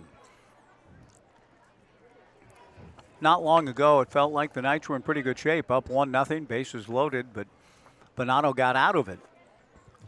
And now Grayson has an 8-run lead to work with. They need to come back along the lines of Tony Vitello's San Francisco Giants at some point tonight. The 1-1 pitch, breaking ball in there, and the count 1-2. Joey, an RBI ground out in the first inning for the Knights' only run. 9-1 Marion, bottom of the third. The pitch to Joey, down and in, and that evens the count at 2 balls and 2 strikes. The Giants, did they not? What's the name of their catcher, Ben? The Bryson Eldridge or somebody hit the grand slam, walk-off grand slam for the Giants recently, coming back from 9 down in the bottom of the 9th inning to win. Is it Eldridge? What's his first? Bryce? You know, less is more in the modern era. More information available on all teams at all times, but the days of just glancing through box scores for winning pitchers, homers, and all that, long gone. Can't scroll through everything. Don't have enough time in life. Now the 3-2 pitch, a fly ball to center field. Danny Weidman, Mr. Grand Slam, moves in and over a couple of steps to make the catch. Maybe that's not your experience in your life. One away, and the batter is Archer Horn. Which is it? Bryce? Okay, Bryce Eldridge hit a walk-off grand slam, I think culminating in the bottom of the 9th. A rally by the Giants, who were down 8 going into the inning and scored 9. The walk-off grand slam, the culmination of the big rally. Archer Horn, the batter. 1 out and nobody on. Grayson Bonanno delivers down and in, ball 1. I haven't acclimated to the modern age enough to, I get weary of scrolling. So I go to MLB.com, I go to The Athletic, and I scores, boxes, stats, plays, video highlights. The pitch on the way, down and in, ball 2. I don't know if there's anybody else out there, if you ever either empathize or want to comment and say, well, you're old, Beavis and Butthead. You're old. Yeah, it's the ultimate insult, I suppose. It is true, I am. But I miss box scores in the paper.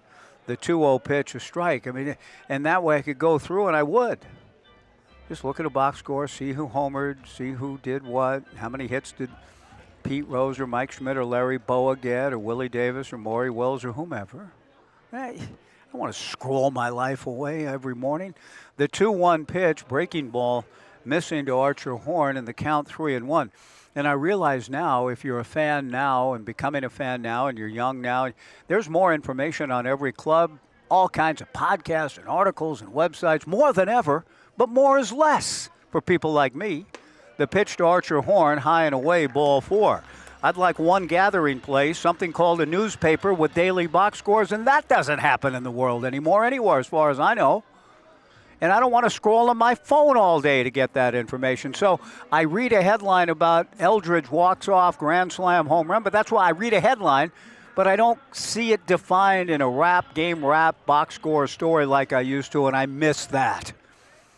Archer Horn draws a walk. Trey Swigert, the batter. The Knights trail 9-1 in the bottom of the third. Off speed and high from Grayson Bonanno. 1-0 the count. Cole Weber, the voice of the Berries, listening back home, probably going, what in the heck's that old guy talking about? Of course, you follow everything. You got it at your fingertips, at your laptop, and you can scroll through and constantly know what's happening with all the games and scores. And I see kids on Beaver bus trips, and they immediately know when things are going on in Omaha or regionals or elsewhere. They've got it on their phones, and there it all is. I miss the daily ritual of sitting down with a cup of Jamo and opening the newspaper and looking at box scores. The 1-1 pitch to Trey. He checks his swing, but a call. Now, Brooke Knight is wondering, are you calling that a swinging strike or are you calling that a strike? Either way, it's a strike, but it matters. That pitch didn't appear to be a strike in terms of its location, but maybe Trey went around. 1-2 the count, 1 out, 9-1 Marion in the bottom of the third. Swigert a ground ball to second, fielded by Moon, goes to Sawyer Nelson for 1, and on to first for the double play. For the first time tonight, Grayson Bonato faces the minimum. That's also easily look-upable in old box scores. Double plays. You find that underneath. I mean, I can see them in my mind's eye. I just miss seeing them all in one place. You scroll from one game to the next. You know what I'm talking about. Anyway, I got to get with this modern era, and I don't think I ever will. We are through 3, Marion 9, and the Knights 1. Back in 90 on the Knights live stream and Joe Radio.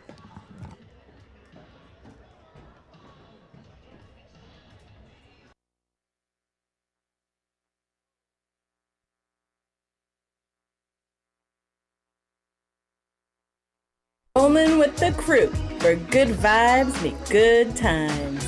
Retro keys, vintage vibes, unlock your next adventure. Pope's got the hookup too, belly rubs included. Space to kick back, laugh out loud, and just be. Hit the pop shop for quick snacks and take in the moment, or just chill with your pup and soak up the good life. Stay original at Hotel Corvallis.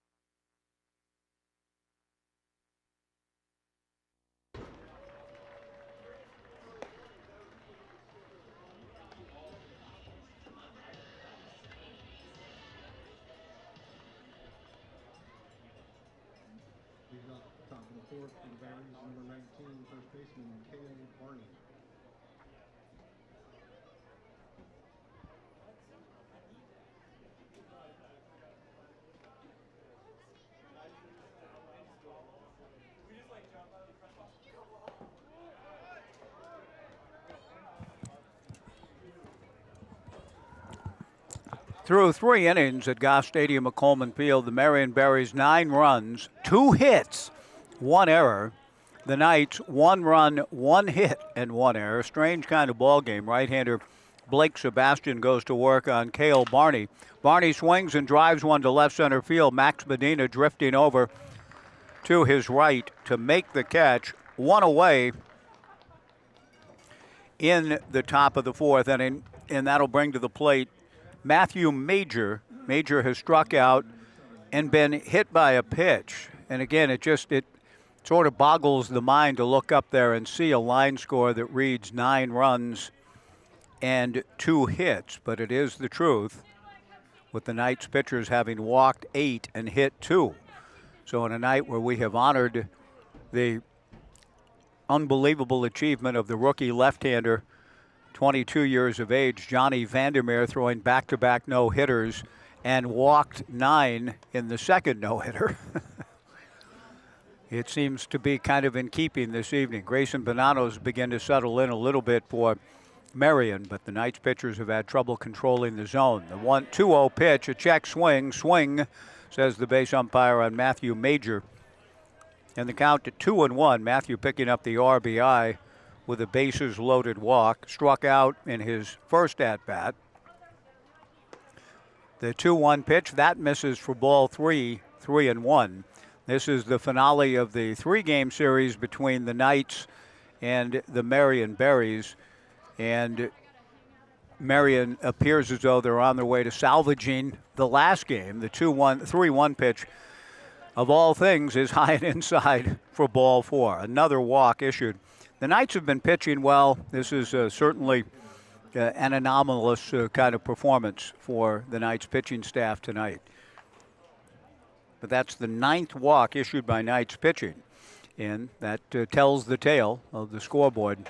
9-1 Marion in the top of the 4th inning. Kyson Barney, the batter. Kyson has walked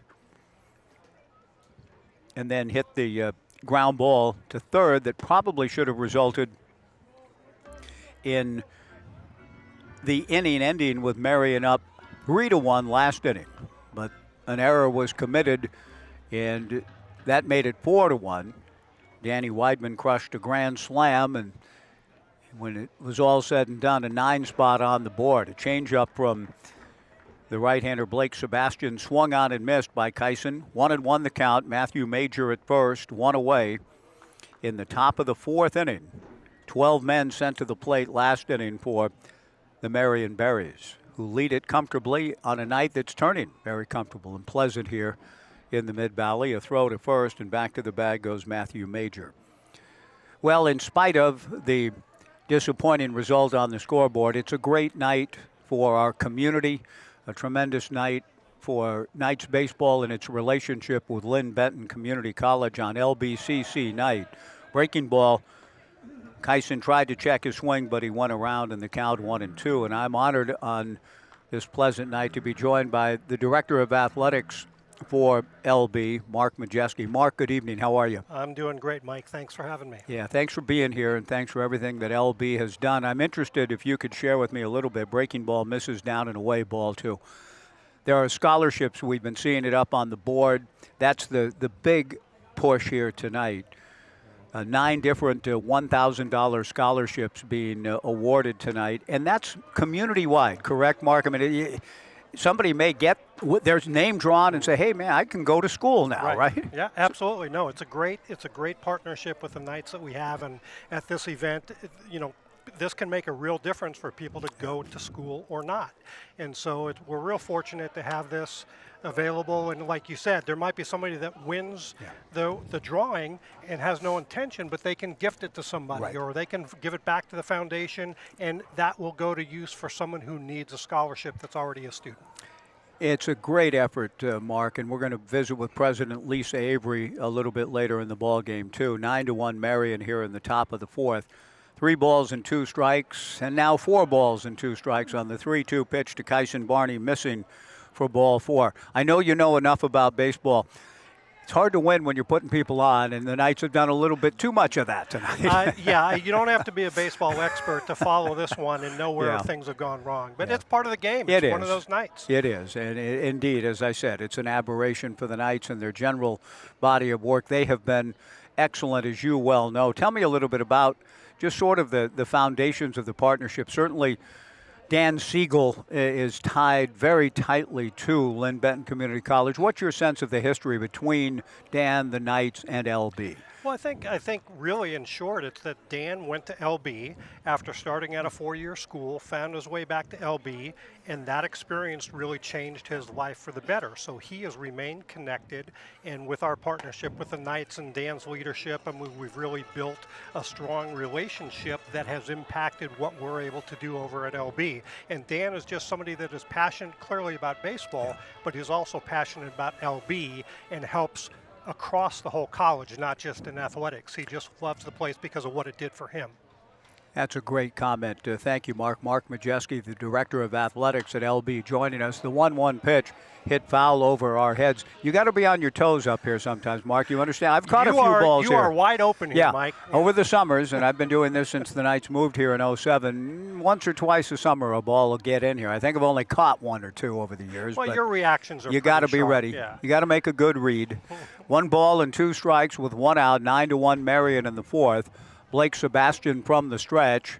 The 1-2 breaking ball just missed to Hudson, who walked last inning, and that evens the count at 2-2. And it's important, I think, to underscore baseball clearly, obviously means a lot to Dan and the Knights and the whole experience of Dan bringing the Knights from Gresham and the Aloha Knights, where they were founded down here in the summer of 07. A bluff and now a throw by Sebastian to Ian Draper at second. But it is the college-wide mission that Dan is also interested in and why you're here. It's not just baseball tonight. No, absolutely not. Like I said, these scholarships are being provided to the foundation to help general students. Yeah. This has nothing to do with athletics. We are just a part of it to be a part of this great event, but Dan's passion for LB goes well beyond baseball. The 2-2 pitch, a line drive base hit into right center field. Matthew Major will score. Kyson Barney into third. An RBI single for Hudson Flora, and Marion continuing to have its way tonight. The Berries lead it now by a score of 10-1 and have runners at the corners.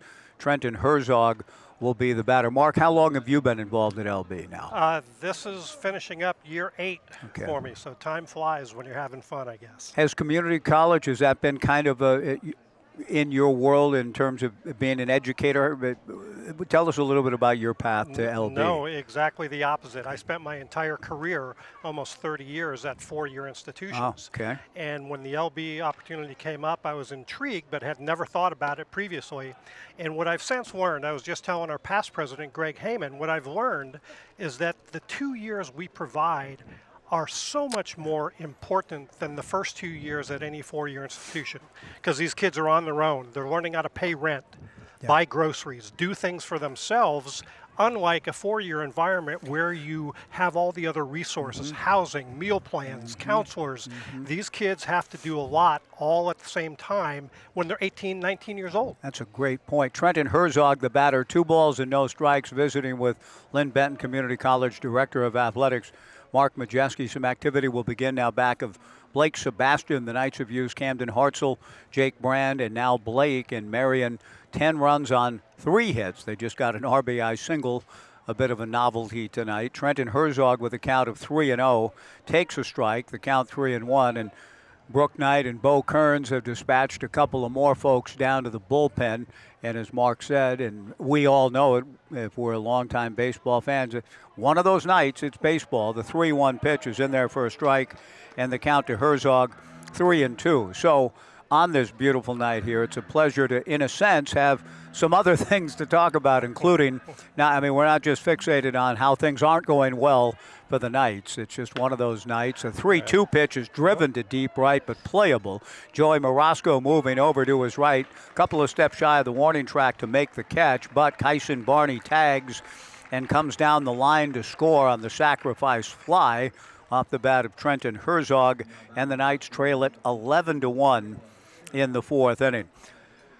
Mark, what you just talked about, the 2 years, there's also the relationship, and we see it between Lynn Benton Community College baseball, the great job that Andy Peterson does, that Ryan Gibson did, the Dan and Steve Carruthers and yourself and others in saving baseball a few years ago when it looked like maybe, hey, it might have been on its way out. Tell us about how important it was to keep that program intact. Well, that happened before I got there, obviously, but I think what the realization was that, hey, this is a good thing for the college and good things for those 40 students or however many it is each year that come in to play baseball. And I think since that time, the program has just been on fire. Yeah. I mean, we have just done everything right. The kids we get are smart, they're bright, they're mature, and they just have really benefited from bringing that program back. And I think to the college's credit, they realized, you know, when we made that decision, it may have been a hasty decision. And they went back and changed their minds, and that has just proven to be a great, great thing. Really glad to hear that. And yeah,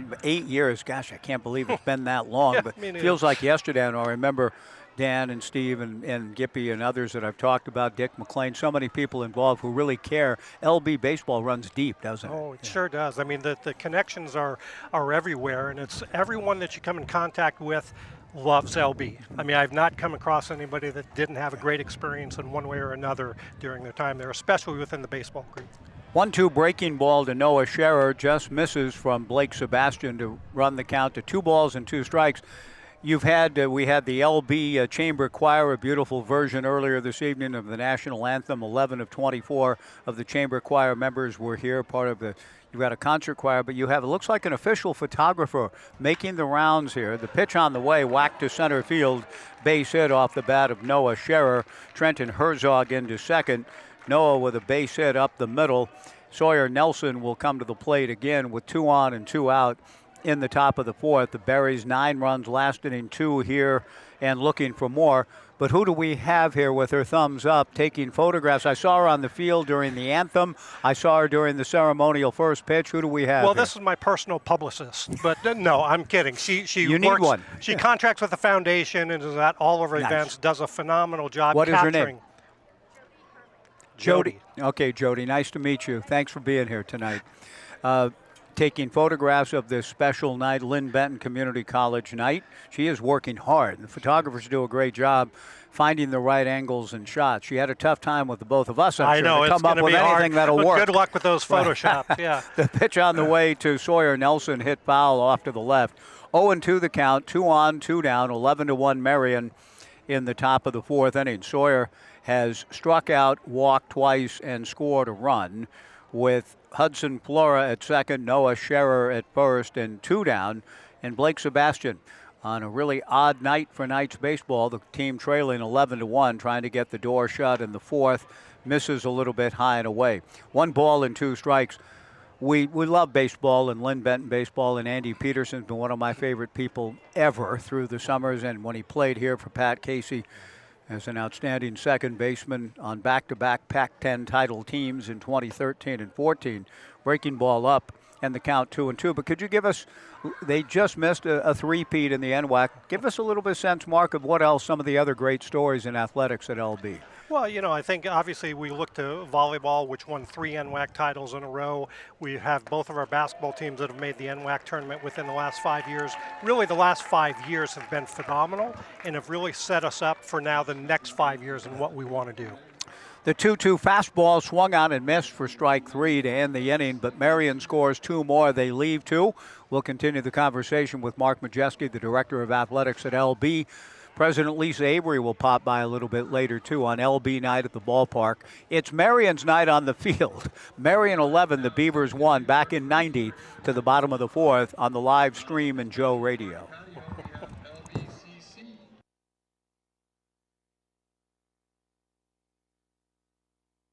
Airport, we want to say thank you. Thank you to our community for choosing us to connect you to many destinations, other cultures, your families, and friends. Thank you to our dedicated and professional staff for ensuring the airport experience is excellent. And thank you to local residents and businesses for making us who we are. We are proud to serve you, our region, and beyond. Together, we continue to grow and thrive. Thank you for flying local and for flying EUG. Rolling with the crew, where good vibes meet good times. Retro keys, vintage vibes, unlock your next adventure. Pope's got the hookup too, belly rubs included. Space to kick back, laugh out loud, and just be. Hit the pop shop for quick snacks and take in the moment, or just chill with your pup and soak up the good life.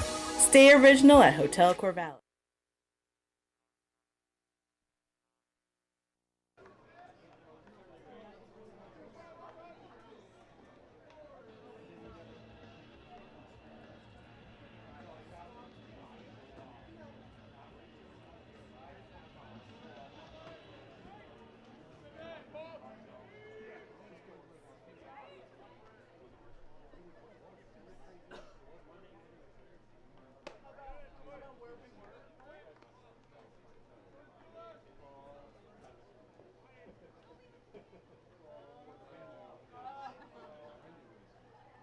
Eleven to 1 Marion as we go to the bottom of the fourth inning. Turned out to be a very comfortable night here at the ballpark from just the weather standpoint. The blazing 98 degrees earlier today, but other than the results on the field, this has been a good night here. It feels good, Mark, No, right? it's nice now. Yeah. It's beautiful. Yeah, Mark Majeski, Director of Athletics at LB on Lynn Benton Community College night, joining me here.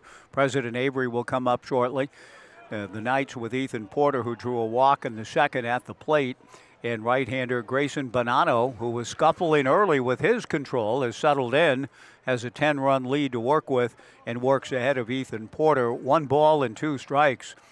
But indeed, this is a great place to be after the hot afternoon. It's cooled off nicely here, and a pretty good crowd. We hope that you'll be back here tomorrow night. It'll be emergency responders night, faith and family night on Wednesday. Corvallis custom t-shirt giveaway. Get here early on Thursday. A dash for cash. $1,000 for the kids to run around and scoop up Friday, presented by local State Farm agents. And then a drone light show spectacular Saturday, 7:15 start. Note that. But we are in these days as Ethan Porter swings and misses strike 3. Mark, this is a little off the subject of LB. But summer nights about now, we're approaching the longest day of the year coming up on June 21st. Here we are on the 15th of June today. The first pitch to Severns, former Medford Rogue, misses high and inside, ball 1. These are great days, and the long days. It doesn't just get gorgeous. any better. And there's no place better than Oregon, I think, this time of year. I agree. People don't, it's the best kept secret. And I came up here from California. The 1-0 And, pitch foul back. At what part of California, and when did you come up? The Bay Area Okay. was where I mostly grew up, and I came up here in 2000 when I became the athletic director at Willamette.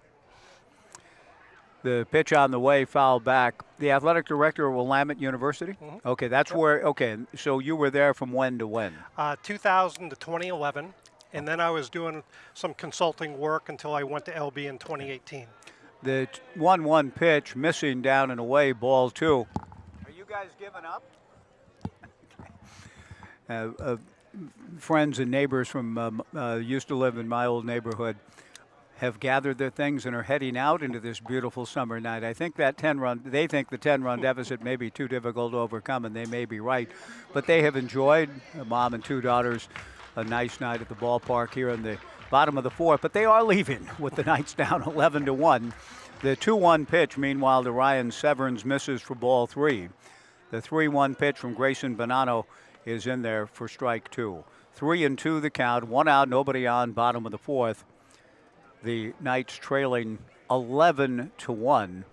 But the entire state, I was over in Bend over the weekend, Mark, and we're early, mid-June, no fires yet, Right, really. right. Here's a 3-1 pitch fouled into Urchin Alley, and the Urchins are giving chase down below. The count goes full, 3-2.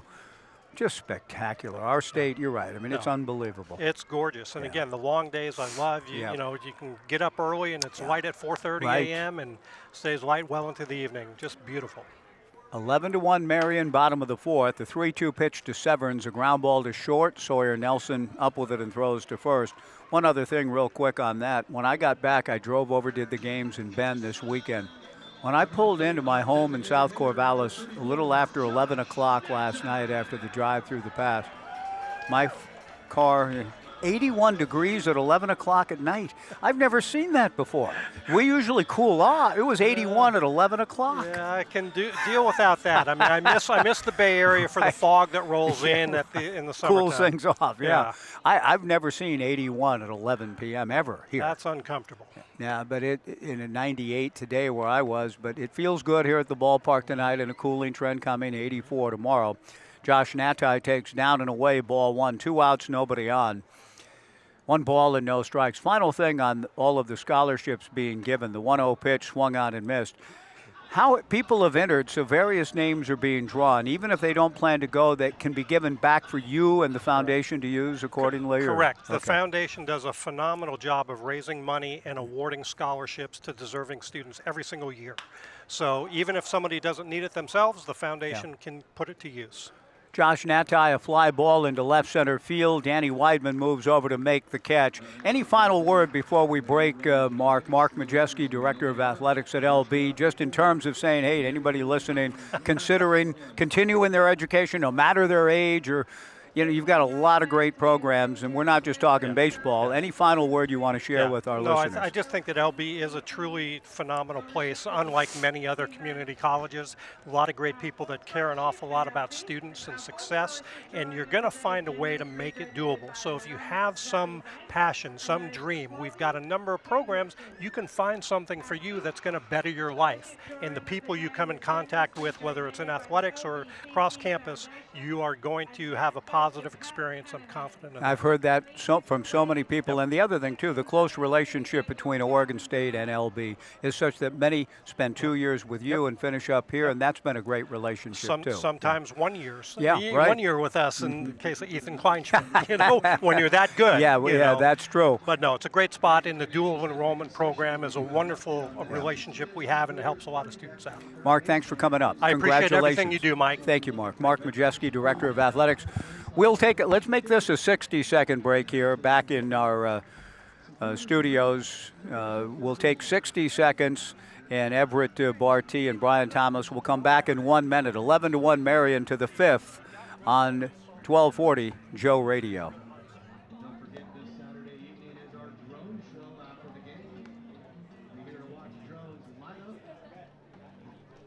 Stadium Sky.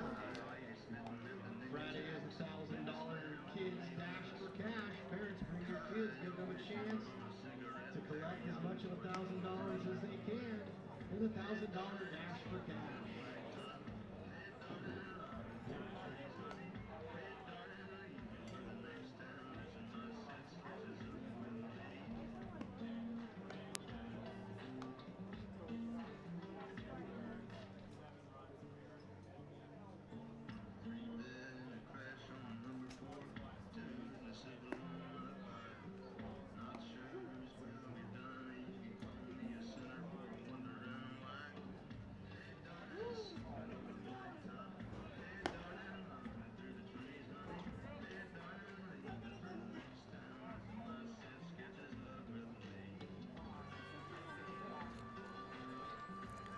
We go to the 5th inning at Goss Stadium at Coleman Field, and it's fitting that the new pitcher for the Corvallis Knights, Mark Carpenter, out of Lynn Benton Community College on LB night here at the ballpark. Mark out of Henley High School in Klamath Falls, 6'2", 190-pound. Just completed his freshman year for PD at LB. Pitched in 7 games, 18 innings, a two-way player, hit .320.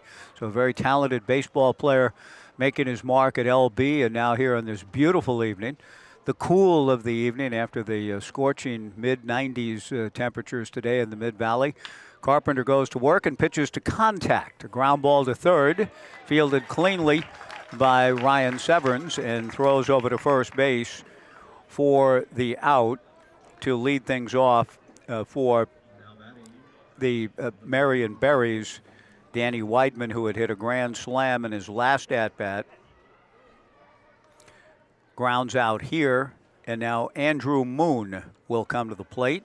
Andrew has flied to center, been hit by a pitch, and popped out. Danny Weidman hit a grand slam in his last at-bat, grounds out here, and now Mark Carpenter, clearly learning good lessons at Lynn Benton Community College, pitching to contact, a fly ball to center field, and moving in to make the catch, Max Medina, quickly 2 down.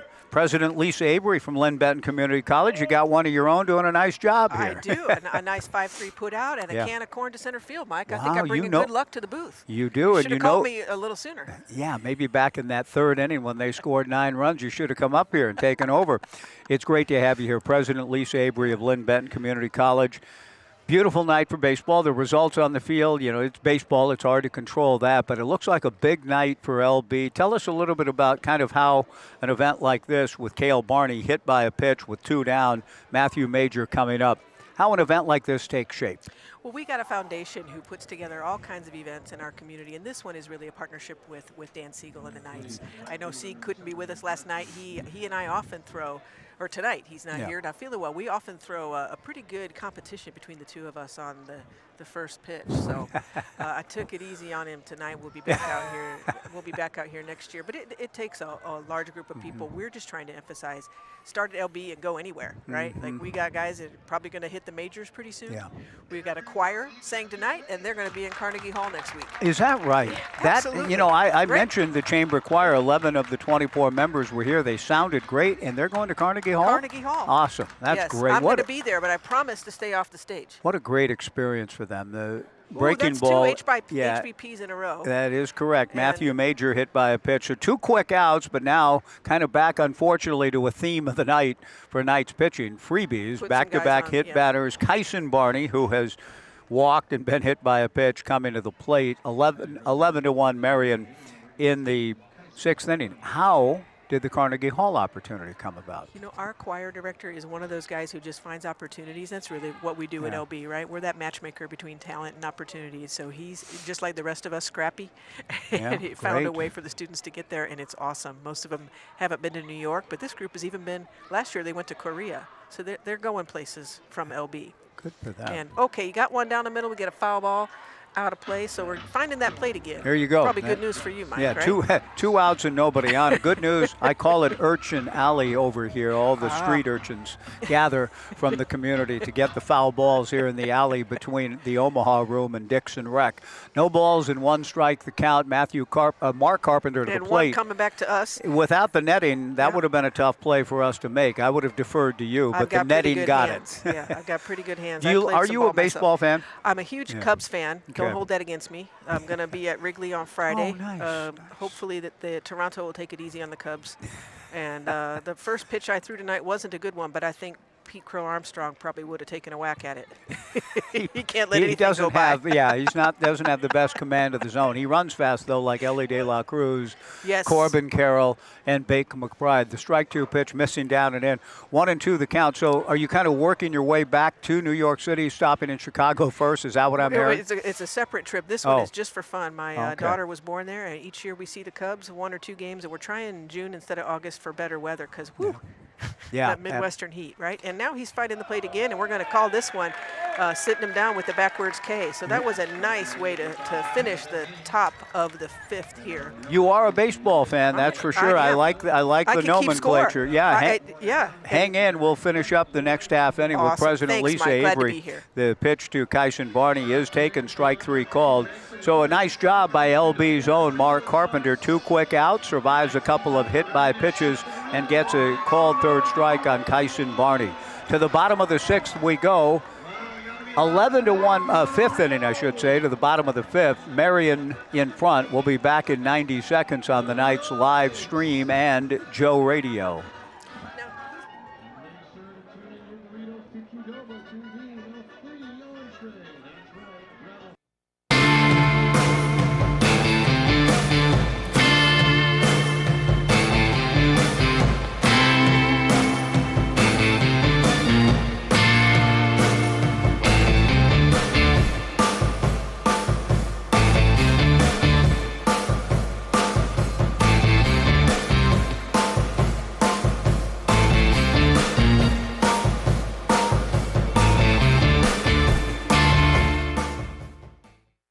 Rolling with the crew, where good vibes meet good times.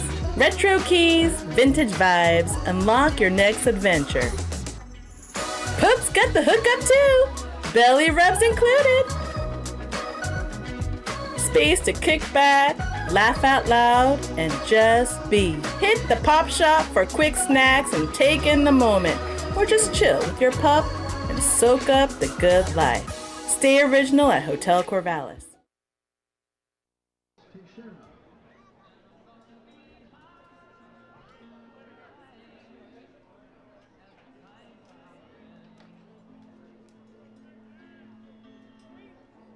Leading off the bottom of the 5th inning for the Knights is our catcher, number 15, Xavier Rios.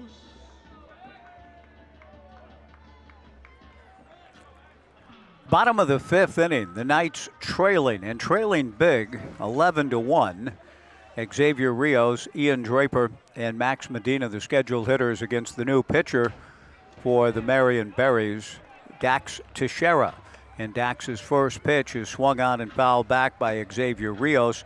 0-1 the count. Xavier drew a walk in the 2nd inning. The Knights scored a run in the 1st and then had their best opportunity in the 2nd when starter Grayson Bonanno struggled with his command and walked 3, but with the bases loaded was able to induce an inning-ending pop-out. And Marion has taken off since then with an 11-1 lead, bottom of the 4th.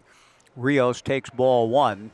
Now the right-hander Teixeira back to the plate and delivers strike 2. Lynn Benton Community College night with scholarships being awarded to, and I talked a little bit about this as President Lisa Avery joins me up here adjacent to the press box. The pitch just misses in the count 2-2. Well, luckily they don't have the MLB replay system. That one, I think that might have caught a piece of the corner. I'm with you on that, and certainly the pitcher thought the same. Dax Teixeira, after the delivery, was staring in, wanting the call. The 2-2 pitch missing, down and in, ball 3, 3-2.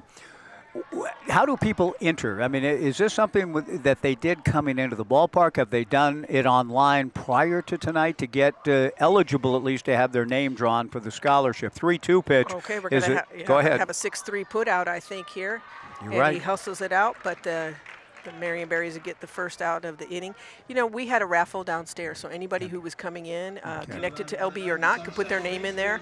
And we're giving away $1,000 an inning for 9 innings, and glad about that because we want to connect people to opportunity in the community and help them either take a fun class in community ed or something that's going to get them a better job and a promotion, a higher wage. So it's fun being the community's college, especially on ball game night. It's a great night here. The score on the field, it is what it is, but it's a beautiful night and a great thing that goes on at Lynn Benton Community College. And you've been in the community college space for much of your professional life. Is that correct, Lisa? That's correct. I started at the community colleges of Spokane, Go Squash.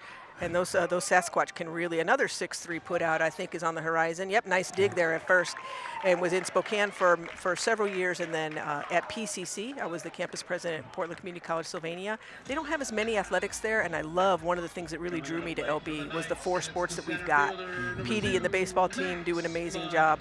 Our basketball coaches are really building those programs. And of course, volleyball with Coach Jamie Frazier. She's a legend. So we didn't get any NWAC rings this year, but that's all right. We got time next year. And Petey had won 2 in a row and was going for the three-peat, came up a little short. 2 down in the inning, a ground ball to third. Trenton Herzog throws to first. Hang with me for another half inning if you can.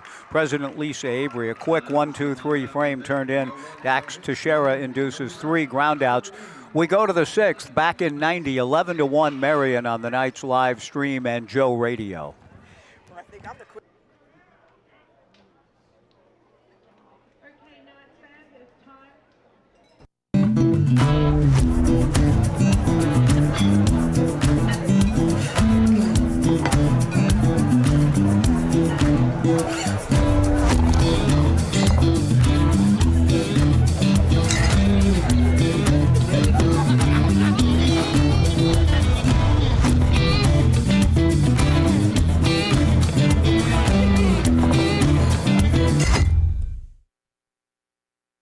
At Eugene Airport, we want to say thank you. Thank you to our community for choosing us to connect you to many destinations, other cultures, your families, and friends. Thank you to our dedicated and professional staff for ensuring the airport experience is excellent. And thank you to local residents and businesses for making us who we are. We are proud to serve you, our region, and beyond. Together, we continue to grow and thrive. Thank you for flying local and for flying EUG.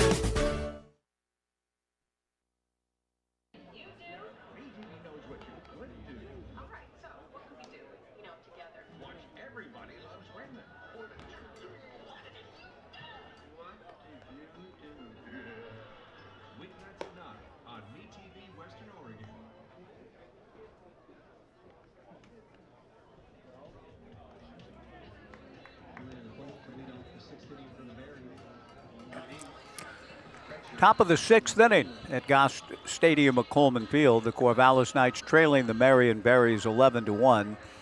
That said, it has been a winning night. Another scholarship, a memorial scholarship in this case, was given out, and another lucky winner tonight entering the drawing coming into the ballpark. 9 $1,000 scholarships being given to Lynn Benton Community College. Mike Parker, honored to be joined by President Lisa Avery, described by our own Dan Siegel as a budding baseball analyst. And I can tell, I mean, you got another career going here, Lisa.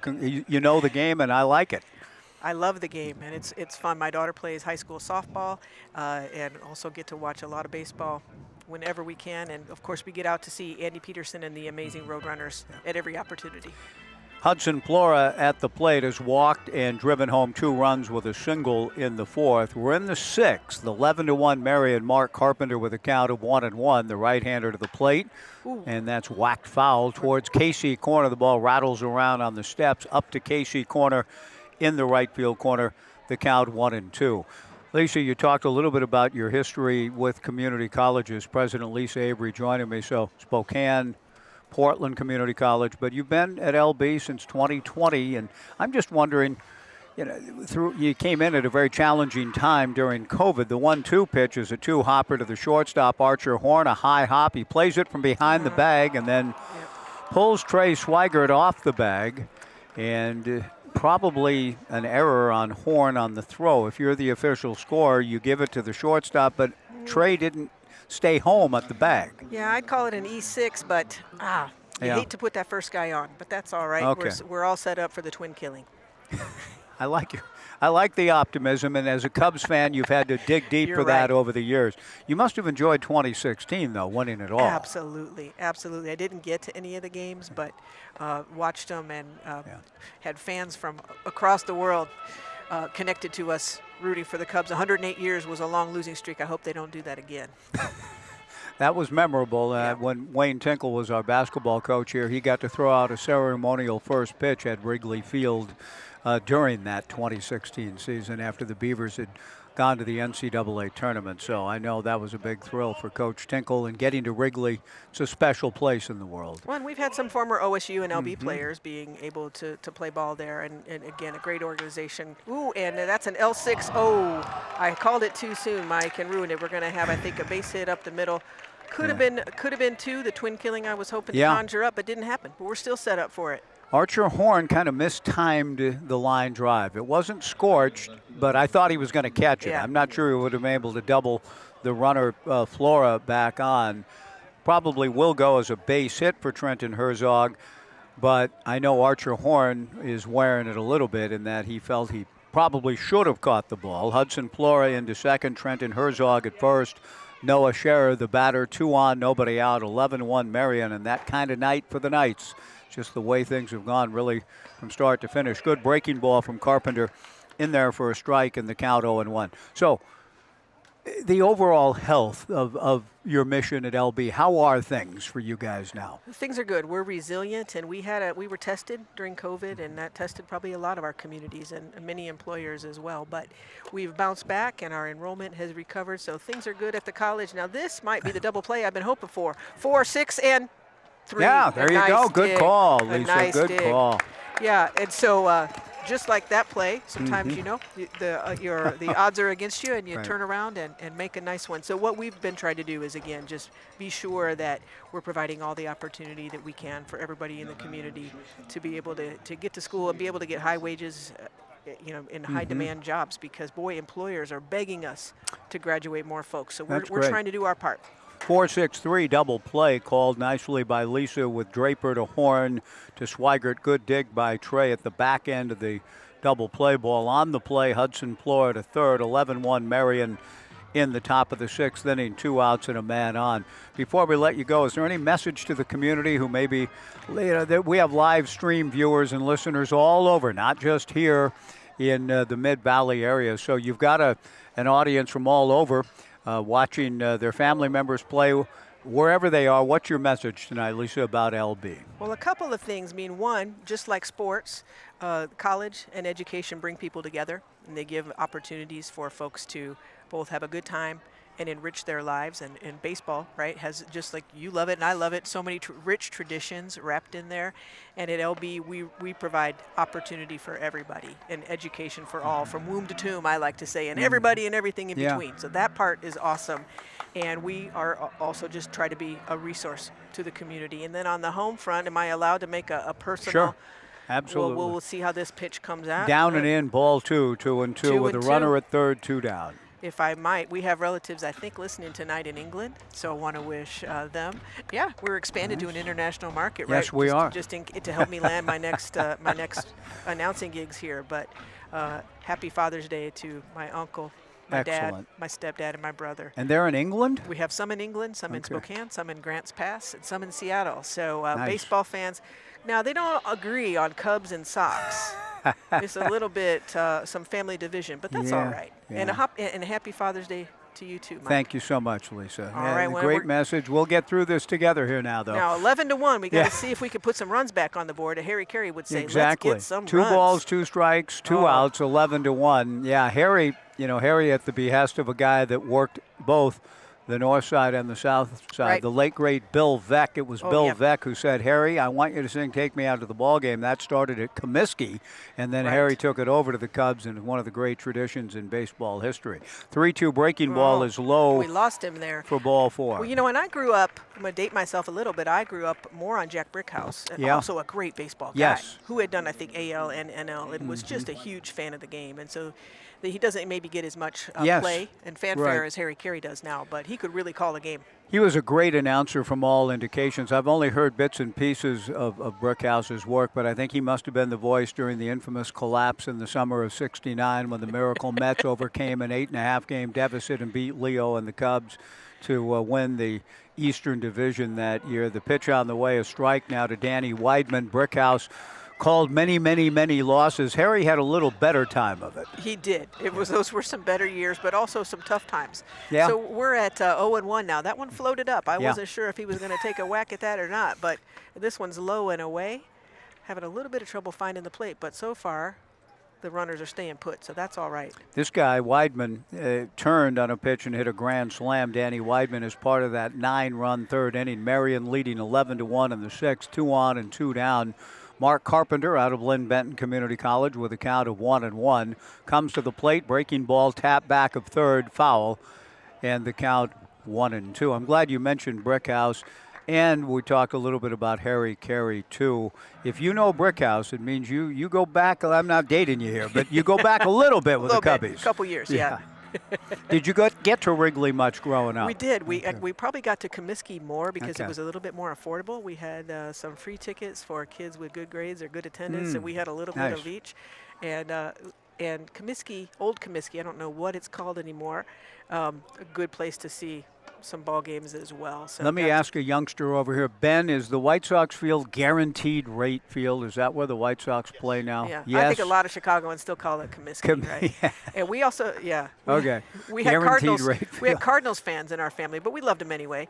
And oh, a foul tip! I thought we were going to get another. Yeah, it K looked there, like it. But, and that rivalry is real, Ooh. isn't it? Cubs-Cardinals.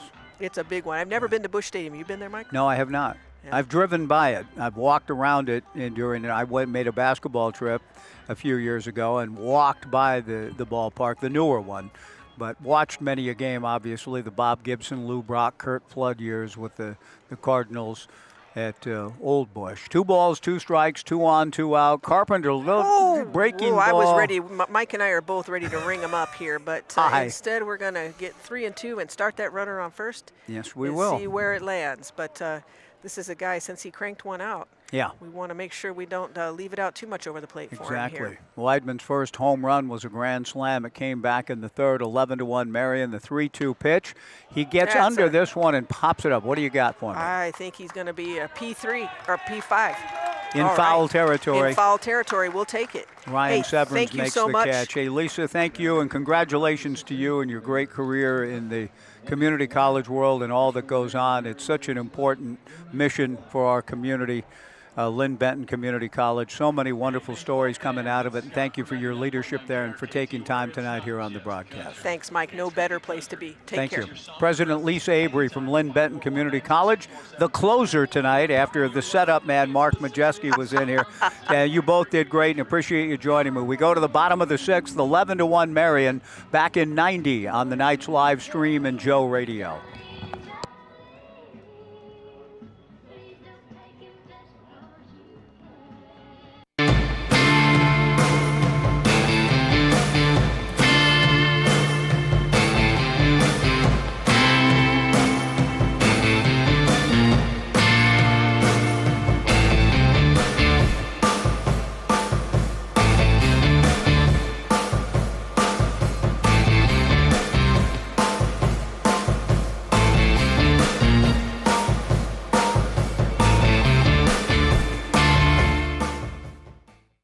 At Eugene Airport, we want to say thank you. Thank you to our community for choosing us to connect you to many destinations, other cultures, your families, and friends. Thank you to our dedicated and professional staff for ensuring the airport experience is excellent.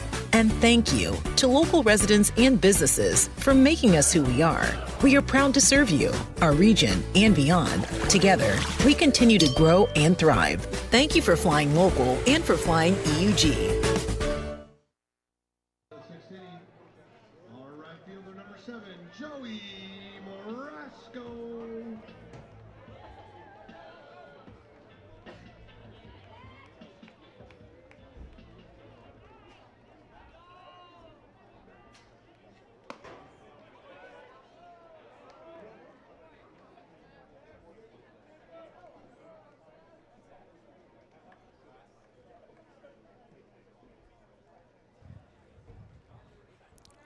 Dax Teixeira goes to work in the bottom of the sixth inning. Joey Morasco taking a first pitch strike. Marion leading the Knights 11-1.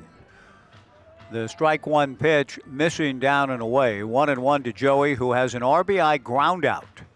Driving in the Knights' lone run back in the first inning. Fly to center in his last at bat. Joey takes down and away. Ball 2, 2-1. Joey Morasco out of George Fox, the Northwest Conference Rookie of the Year.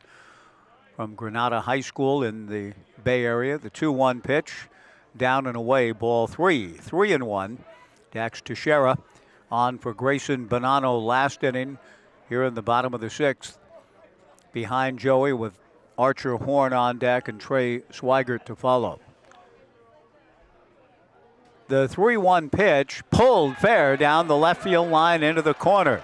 Joey Marasco on his way for 2. Noah Scherer gathers the ball deep in the left field corner, and Joey Marasco turning on a pitch for a leadoff double here in the bottom of the 6th for the Knights, down 11-1. Archer Horn, who was popped to short and walked, coming to the plate.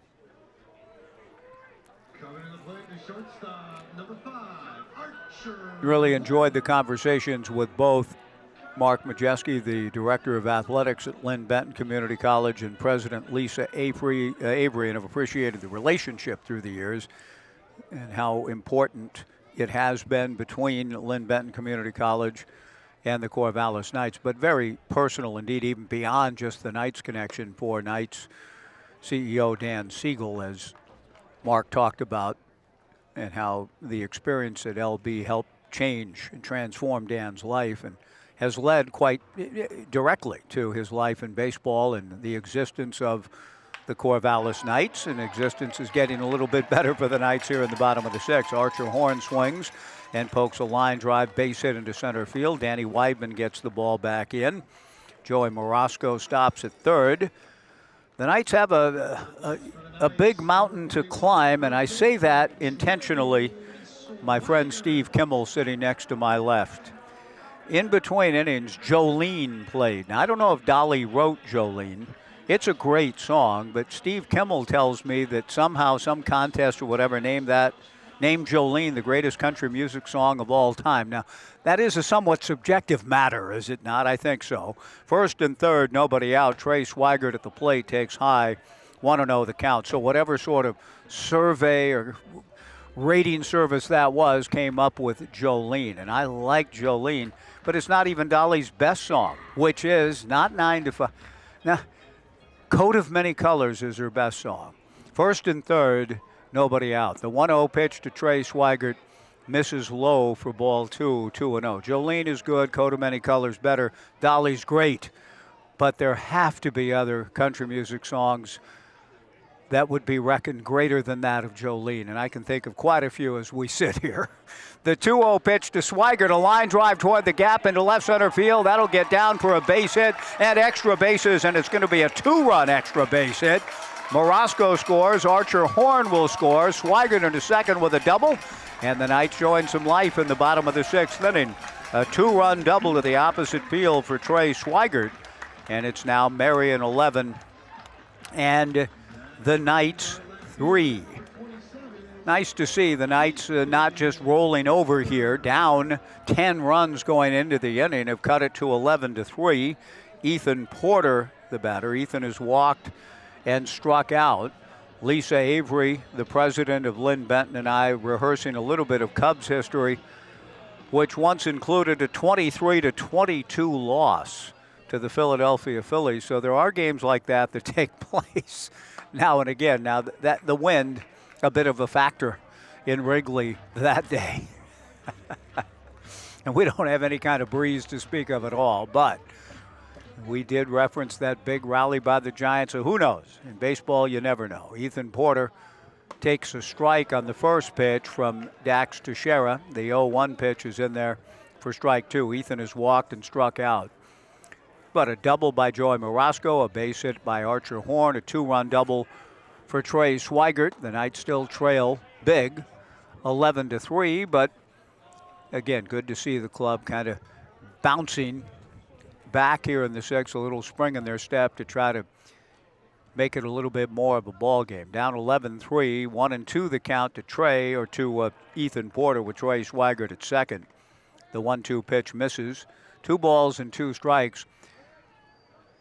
Coach Brock has a right-hander throwing in his bullpen beyond the left field fence here at Goss Stadium at Coleman Field.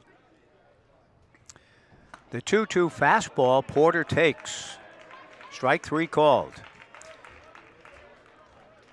One away, Ethan has struck out twice. That in itself is rare, just based on the relatively small sample size we saw from Ethan as a Beaver this past spring. But he was tough with 2 strikes and just a really good hand-eye coordination, bat-to-ball skills, hitting .293 with a couple of homers and 9 RBIs. He does strike out here, trying to get his timing back, I would imagine, a bit. Ryan Severns, the batter, in his Knights debut here in the summer of 26, is grounded to third, grounded to short, takes a strike, and the count 0-1. 11-3 Marion, bottom of the 6th. The strike 1 pitch is in there for strike 2. 0-2 the count. And in that category of greater than that of Jolene, I would submit most of what Chris Christopherson wrote or Hank Williams. The strike 2 pitch, a line drive, base hit into right field.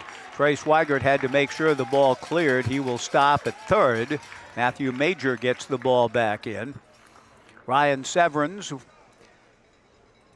gets his first hit as a Knight. Josh Natai will be the batter, with runners at first and third and 1 out. 11-3 Marion. The Knights had been very quiet, obviously, down 11-1, scoring a run in the first inning. Max Medina tripled, and Joey Morosco got him home with a ground out. And until this frame, not much else has happened. The Knights threatened in the second, left the bases loaded, and have been quiet until now. The first pitch missing up and in, ball 1. 1-0 to Josh Natai. With the Knights trying to make it a little bit more compelling for the fans that have come out on this warm and what's turned out to be just beautiful Monday night.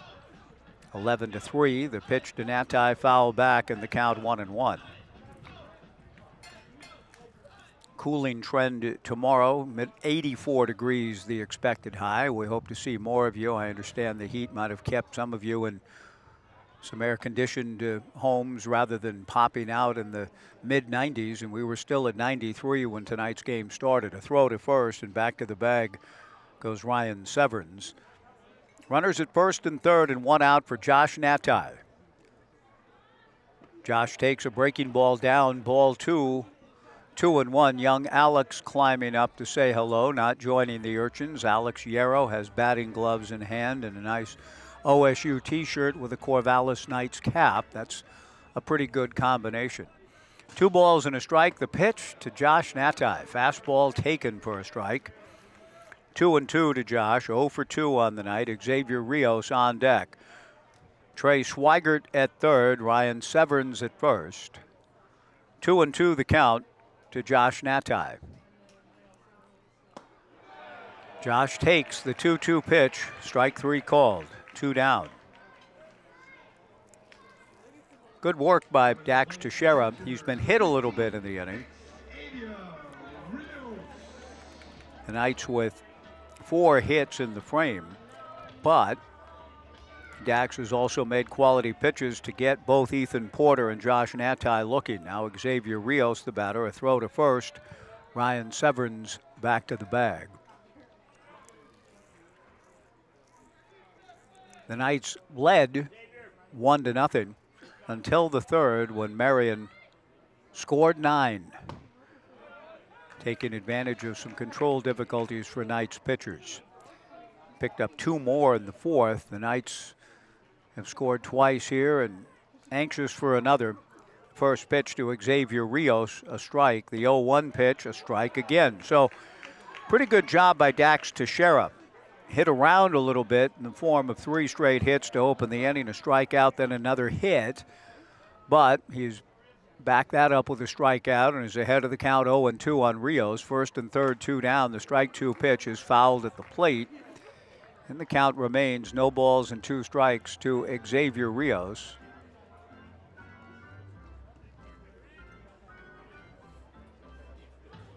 Bottom of the 6th inning, 11-3, a new baseball put in play for right-hander Dax Teixeira. Remember, tomorrow night, emergency responders night, Faith and Family Night here Wednesday. T-shirt giveaway night Thursday. $1,000 dash for cash night here presented by local State Farm agents on Friday. And a drone light show spectacular. 7:15 start. The Knights and Edmonton beginning a series on Friday. Nanaimo in town the next 3 nights. The pitch missing to Xavier Rios. 1-2 the count.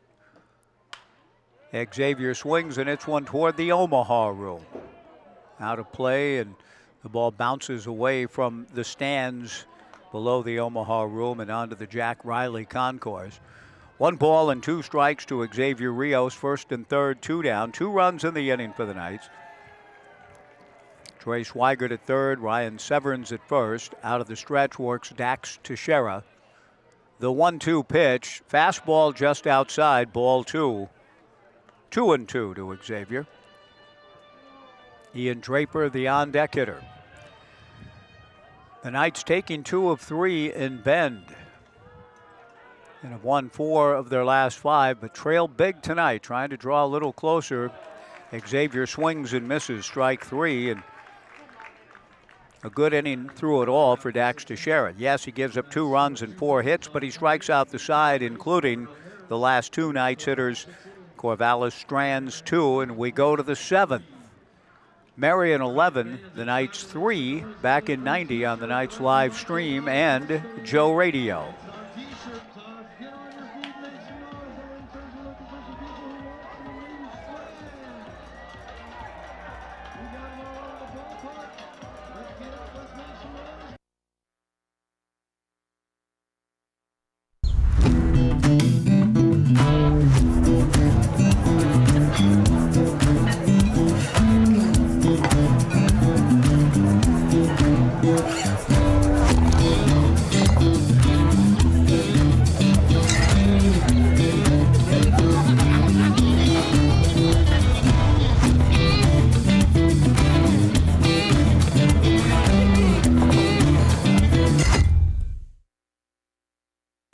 Rolling with the crew, where good vibes meet good times. Retro keys, vintage vibes, unlock your next adventure. Poop's got the hookup too, belly rubs included. Space to kick back, laugh out loud, and just be. Hit the pop shop for quick snacks and take in the moment, or just chill with your pup and soak up the good life. Stay original at Hotel Corvallis.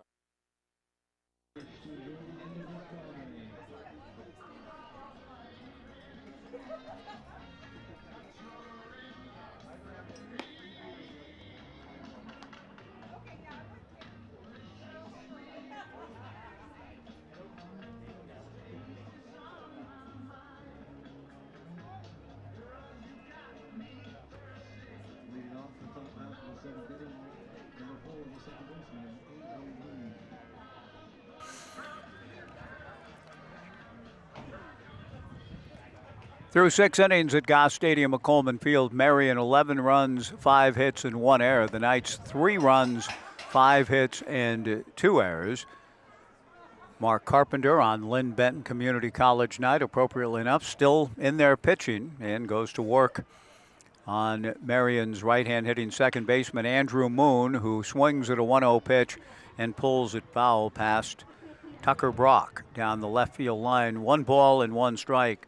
Andrew Moon, Cale Barney, and Matthew Major, the scheduled hitters for the Marion Berries in the top of the 6th inning.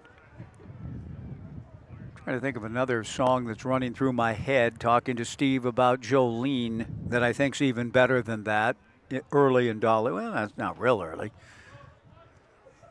The 1-1 pitch, a fly ball to right center field. Max Medina drifting back and backhands it on the move. Good catch, good read by Max. 1 away. Cale Barney, the batter. Yeah, you're just the man I've been looking for. Somebody out in the woods that supposedly is really mean. Joshua, is that the name of it? Don't go out, and that's a big old mean man lives out in the woods, and she sings about it eloquently, beautifully, and turns out somehow I just knew nothing to be afraid of with him. Ground ball back at first, foul. Cale Barney. Those of you that are Dolly Parton fans, and I know they are legion. Barney pulling one foul in the count 0-1. What song am I thinking of? Joshua, you're just the man I've been looking for. That one. Joshua, is that the name? A greater than Jolene. No balls, 1 strike, 1 out. Top of the 7th inning. Cale Barney at the plate is grounded to second, single homer run, fly to center, been hit by a pitch, and he gets another base hit here. Poking one into right center field. Max Bedino over to play it on a couple of hops. Good swing by the Beaver to be Cale Barney. His second hit, an RBI back in the 3rd, and Matthew Major will come to the plate. Matthew was struck out, was hit by a pitch, and the bases loaded in that rough go of it in the 3rd when Marion scored 9 runs. Walked and scored in the 4th, was hit by a pitch again in the 5th. 11-3 Berries, top of the 7th inning. The pitch from Carpenter to Matthew, fouled back. The count, no balls and 1 strike.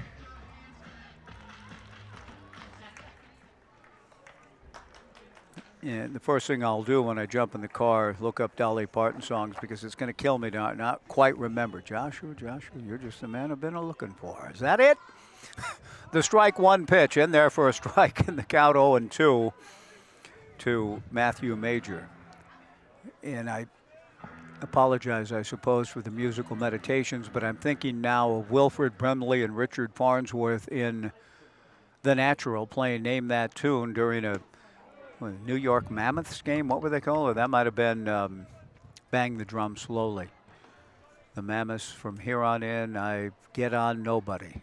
Beautiful writing by Mark Harris. Anyhow, 1 ball and 2 strikes in the meantime to Matthew Major. Out of the stretch works Mark. Carpenter delivers. Fastball off the glove of Carpenter. Might have cost himself a double play, but he knocks the ball down and feeds Trey Swigert at first for the out. 1-3, 2 down. And I say tentatively might have cost himself a double play. If he doesn't knock the ball down, it appeared as though Ian Draper was moving in position to a field of the ball and might have been able to get a double play out of it. But an out is recorded, and certainly Carpenter could not have been sure. As a pitcher, he's trying to make the play on any ball that he can. Now with 2 down, Kyson Barney, the batter. Kyson swings and pokes it into center field, base hit. He will get his twin brother, Cale Barney, to the plate. A stand-up job at the plate, and now into second base on the throw. Through to the plate goes Kyson Barney. The Barney twins, Oregon State bound, with a sign of perhaps things to come when they are Beavers.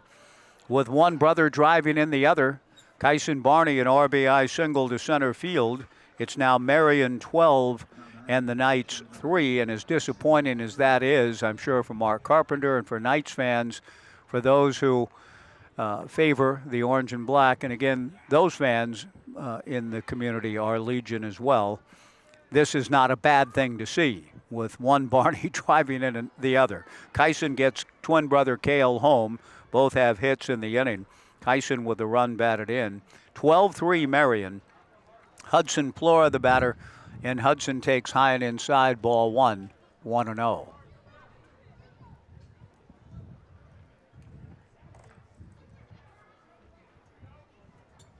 Carpenter works from the stretch. 4th pitcher of the night for the Knights on a rough night, a rare rough night for the Knights here. The 1-0 breaking ball misses, ball 2, 2-0. Here and there over the years, the games, I think I could almost count on one hand Oregon State games like this in this ballpark over the last 20 years, since the runs to Omaha began 21 years ago in 2005. The Beavers are rarely down by this many runs in their own ballpark, and that's certainly been true of the Knights throughout their championship summers. 10 championships since moving here in 2007. And when you're winning at that kind of level, it's not likely that you're down by 9 runs very often in your own park. It's been one of those nights. The pitch hit foul by Flora towards Dixon Wreck. 2-1 the count, 2 down, and to Marion's credit, They showed great strike zone discipline in the third and drawing walks and getting hit. Now they've been swinging the bats more impressively as the game has gone along. A fly ball to left field. Ethan Porter moves over a few steps to make the catch off the bat of Hudson Flora. The Berries pick up another run with the Barney twins coming through. Cale Barney, a base hit, scores on his brother's base hit. The Berries add a run. We go to the bottom of the seventh. Marion 12 and the Knights 3 back in 90 on the Knights live stream and Joe Radio.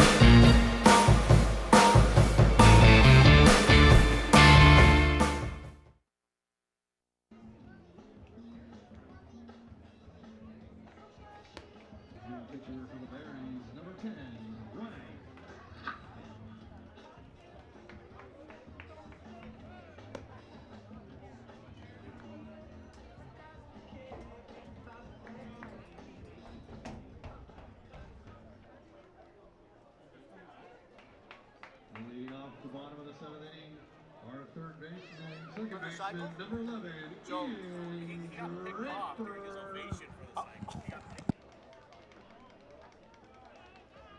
Hello?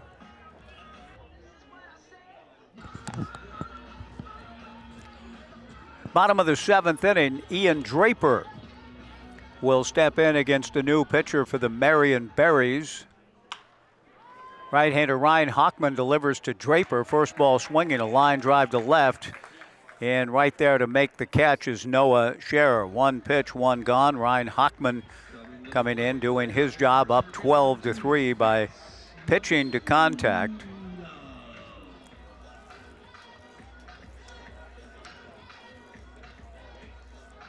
Yeah, okay, thank you. I got a text from somebody whose number I don't know, a new phone. Identify yourself, please. Mystery guest, would you enter and sign in, please?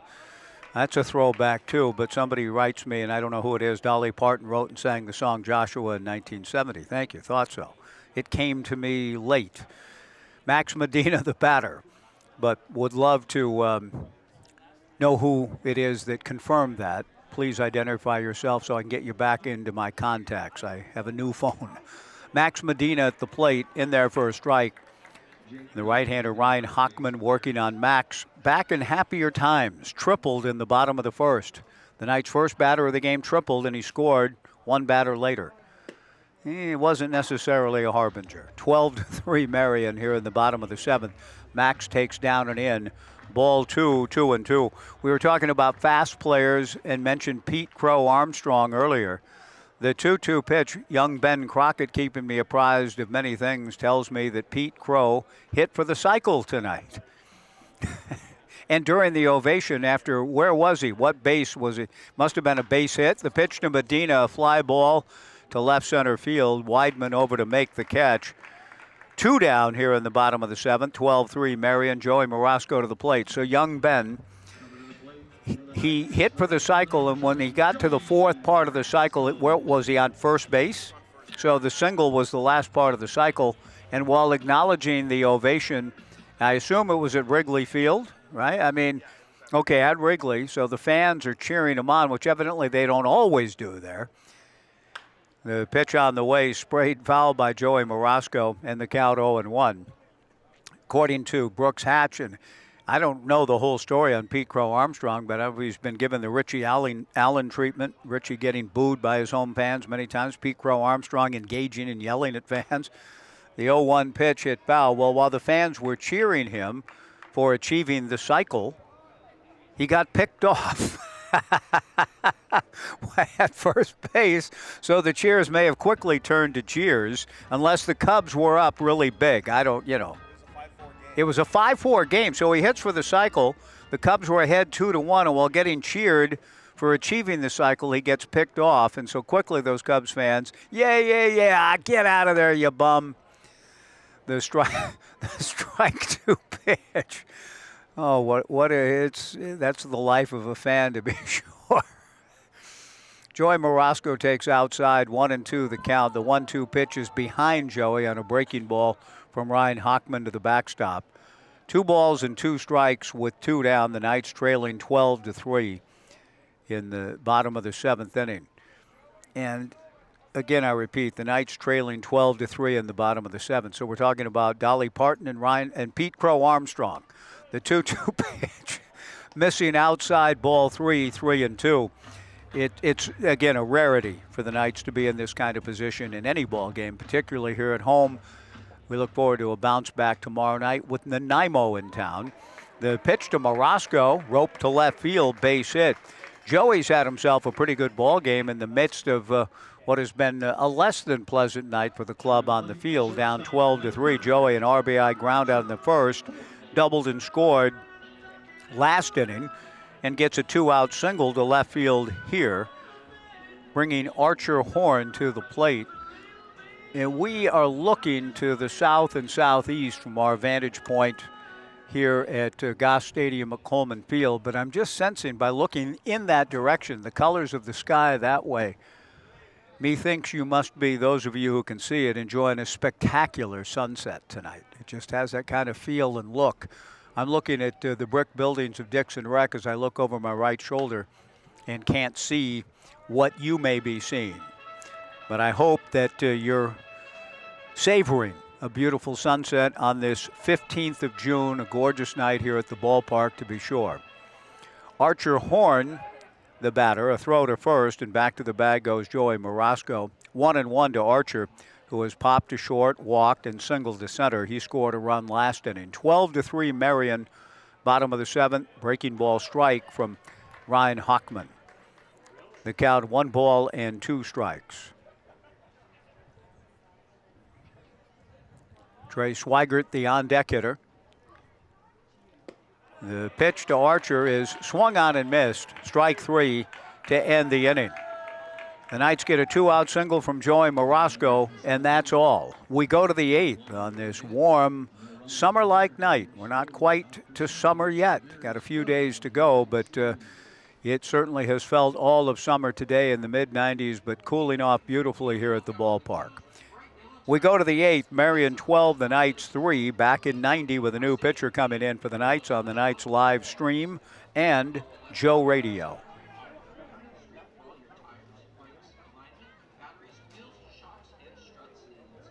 The Crew, where good vibes meet good times. Retro keys, vintage vibes, unlock your next adventure. Pope's got the hookup too, belly rubs included. Space to kick back, laugh out loud, and just be. Hit the pop shop for quick snacks and take in the moment, or just chill with your pup and soak up the good life. Stay original at Hotel Corvallis. At Eugene Airport, we want to say thank you. Thank you to our community for choosing us to connect you to many destinations, other cultures, your families, and friends. Thank you to our dedicated and professional staff for ensuring the airport experience is excellent. And thank you to local residents and businesses for making us who we are. We are proud to serve you, our region, and beyond. Together, we continue to grow and thrive. Thank you for flying local and for flying EUG. We are proud to honor her memory tonight. And the $1,000 scholarship goes to Sailor Wallace. Please come to the first base side, section 3 to collect.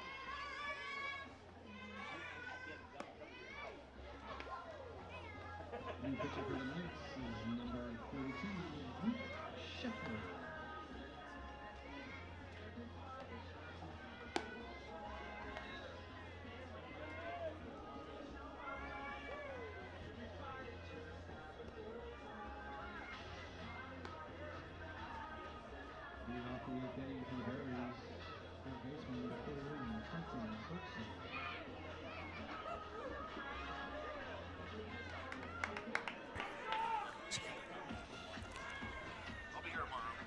Top of the 8th inning, 12-3. The Marion Berries in front. And as we go to the 8th, as I mentioned, the Knights bringing in a new pitcher. It's right-hander Luke Scheffler on this warm night. Luke delivering a first pitch strike. No balls and 1 strike the count. Trenton Herzog, Noah Scherer, and Sawyer Nelson, the scheduled hitters. Luke back to the plate. The strike 1 pitch is in there for strike 2. Luke had a really good outing in the Knights' victory Friday night in Bend. And he gets another chance here with the Knights down 12-3 in the top of the 8th inning. No balls and 2 strikes. Luke works out of the stretch with nobody on. Comes 0-2. Breaking ball taken. Strike 3 called. 1 away. Really nice job by Luke coming in to fill up the zone.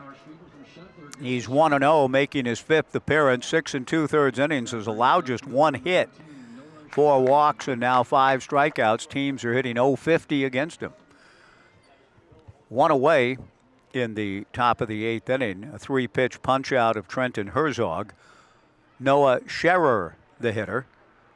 Luke works out of the stretch. The right-hander out of CV delivers to the backstop. 1 ball and no strikes the count.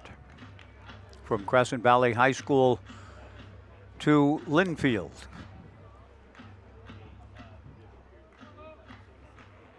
The young man grew up coming to a lot of ball games here and a great Oregon State fan in all things. The 1-0 pitch, a line drive caught by Trey Swigert back at first. Quickly 2 down. Good play by Trey. And with 2 away, nobody on.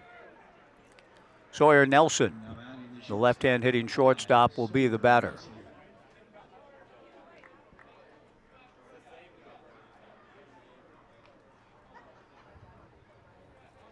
Luke works out of the stretch. I don't see his folks here tonight. The pitch on the way misses down and in. 1 ball and no strikes. The last time the Knights were here, I saw Sean and Stephanie, Luke's folks, and Stephanie's sister Sue. Had the pleasure of meeting her. They came in. Luke, I don't think, pitched that night, but he did the next night over in Bend and pitched very well in 2 innings.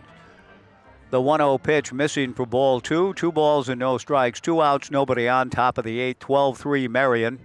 Luke ready and comes back with a 2-0 pitch and misses down and in, ball 3. 3 balls and no strikes.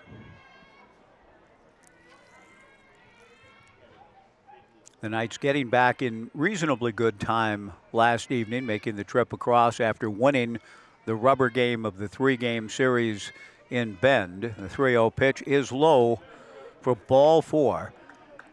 A 2-out walk issued by Luke, and that'll bring Danny Weidman to the plate. Danny walked in the 1st inning, walked in the 3rd inning, and hit a grand slam in the 3rd inning. Scored 2 runs in the frame, and the grand slam home run was the key blow, the decisive swing of the game. Even with all of the trouble with control, the Knights were this close to getting out of it, down only 3-1. First pitch strike to Danny Weidman. And you think about that, a ground ball to 3rd with the bases loaded. It looked like an out was going to come somewhere somehow. And it resulted in an error instead of the inning being over. And it went from 3-1 to 4-1 on that play. And then shortly thereafter, 9-1 on the swing by Weidman. Breaking ball misses and gets by Xavier Rios. Down to second base on the wild pitch goes Sawyer Nelson. 1 ball and 1 strike to Danny Weidman, who has a chance for a 5th run batted in here. With the Marion Berries, since the grand slam, have kind of been cruising along, no question about that. And Danny Weidman's swing, the key reason. A young man out of West Lynn High School, beginning, though, his collegiate career at Butler Community College, first team All-Kansas Jayhawk KCC League, and an all-star with the Berries last year, having another good summer. A local kid, but going off to the Midwest for his junior college baseball, but summering again with the Marion Berries. Weidman out of West Lynn takes the 2-1 pitch down and away, ball 3. 3-1. A 9-run third for Marion. Weidman the key in that inning, scoring 2 runs and driving in 4 of them. Sawyer Nelson from second. Luke Reddy, the 3-1 fastball, swung on and missed. And the count goes full, 3-2 to Danny Weidman. The attendance tonight on this hot day, given over now to the cool of the evening, 1,082.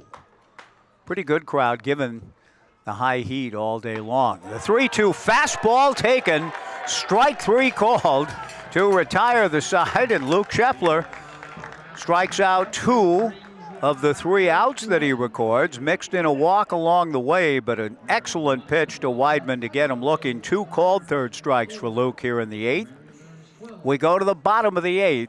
It's still Marion 12 and the Knights 3, back in 90 on the Knights live stream and Joe Radio. That was generously donated by the LBCC Foundation, and the winner is Oliver. Woman with the crew, where good vibes meet good times.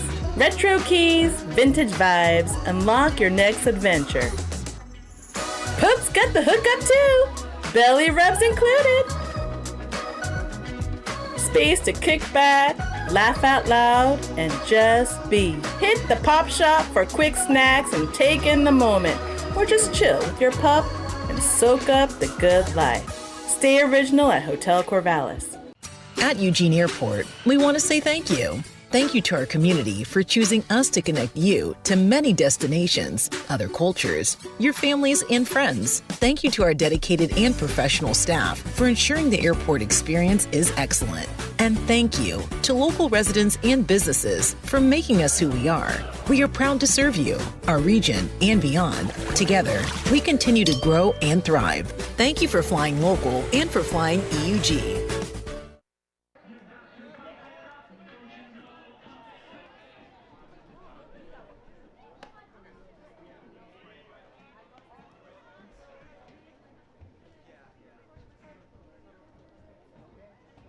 Eighth inning, the Knights trailing 12-3. Ryan Hockman's first pitch missing. He comes back to Trey, who slugged a 2-run double in the 6th, and misses again, does Ryan. 2 balls and no strikes. I've just received a note from Carol from Salem. Noah Scherer for the Marion Berries is my sister-in-law's grandson. His last name is pronounced Cher. I did not know that until this very moment. The 2-0 pitch missing. Cole, did you tell me that? Cole Weber has been providing excellent notes and stats. The 2-0 pitch missing, and something popped up into the eyes of the home plate umpire, who's receiving attention now from the Knights trainer, getting his eye. I don't know exactly what took place, but some sort of debris in the right eye of our home plate umpire, and he's getting some help trying to wash it out here now from the Knights athletic trainer. And still trying to get some liquid out to kind of wash that eyeball out. That's tough. And I think he's going to try to carry on with the work, getting help from the Knights trainer here. With the count, meanwhile, going to Trey Swigert, 3 balls and no strikes. So Noah Scherer, and I've been saying Scherer, and my apologies for not having that accurately down, Carol, but thank you. The name is spelled S-C-H-A-R-E-R. So for all the world, if I just looked at it with the naked eye once, I would say Scherer. And I think, Carol, you would understand how and why I and almost anyone else would come to that, looking at that name, how it's spelled, and say Scherer, but it's actually Cher. So my apologies for not having gotten it right. Thank you for the correction, but also thank you for the confirmation on Dolly writing and singing Joshua in 1970. The 3-0 pitch with our home plate arbiter back to work is taken, ball 4 by Trey Swigert. A leadoff walk for Trey. Ethan Porter, the batter. Oh my goodness. Thank you, Andy. Andy Jenkins has just sent me Look at that, Steve. Andy Jenkins, the former Beaver great and coach and great baseball man, listening tonight. Looks like he's out on his back porch looking at the sunset that I referred to.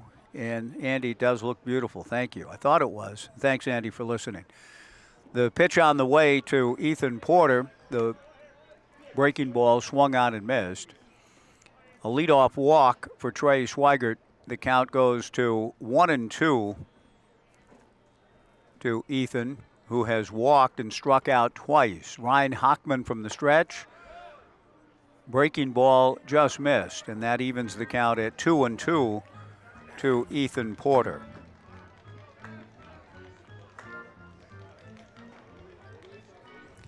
(12-3) Marion, bottom of the eighth. Swigert at first, nobody out.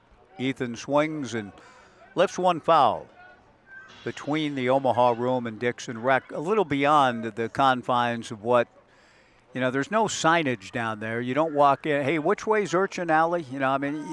But it's kind of, I don't think you could try inputting it, into your Google Maps. Urchin Alley. The way the world works these days, it might show up because I've said it a bunch. That's a scary thought. The 2-2 pitch to Porter, lifted to left field and playable. Noah Scherer dives and makes the catch. Excellent play by the player that I named later, thanks to the help from Carroll. Noah Scherer lays out and makes a great catch, robbing Ethan Porter of a base hit. One away, and Ryan Severns will come to the plate. Ryan got his first hit as a Corvallis Knight in the sixth. Ryan has grounded to third and grounded to short. On this Lynn Benton Community College night, which has been a tremendous success, Marsha Gilson just won a $1,000 scholarship. There have been scholarships given away, as President Lisa Avery mentioned, in memory of longtime donors to the LBCC Foundation. So the results on the field notwithstanding, a great night to be at the ballpark. Hockman delivers a fastball up and in to Ryan Severns. 1 ball and no strikes. Ryan out of Alexis Cerna country. When you talk about tough nights on the field or the ballpark and persevering through them, one of the great stories ever is our own Alexis Cerna out of Fontana, missing the 3 extra points at LSU to open the 2004 season, and just dealing with the pain of that. A great kicker who ends up being the Lou Groza Award winner the following year, and the greatest kicker in Oregon State history, now doing a great job as the director of Beyond Football, giving back to so many. And his life experience is really profound. A ground ball to second. Good play by the second baseman, Andrew Moon. Throws to Sawyer Nelson for 1. Sawyer comes across the bag, and a brilliant turn of a double play. 4-6-3 to end the inning. The Marion Berries are fired up. Danny Weibman comes in celebrating, as do the rest of the Berries. A brilliant defensive play. 4-6-3. Moon to his left. A great throw to Nelson. Sawyer fired across to first to end the inning. 4-6-3 double play ball, and the Knights are gone in the 8th. We go to the 9th. Marion 12 and the Knights 3. Back in 90 on the Knights live stream and Joe Radio.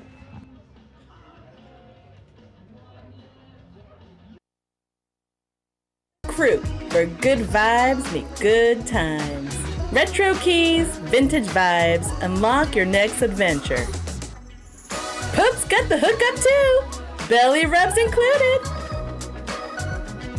Space to kick back, laugh out loud, and just be. Hit the pop shop for quick snacks and take in the moment, or just chill with your pup and soak up the good life. Stay original at Hotel Corvallis.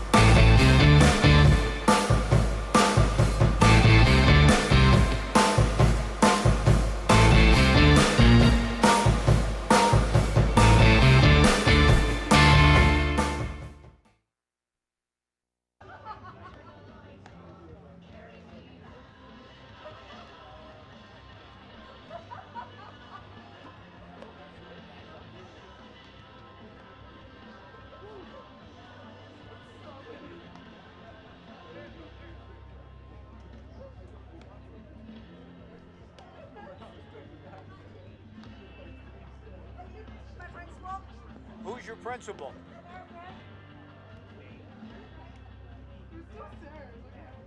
Leading off the ninth inning for the Marion, the second baseman, number 4, Andrew Moon.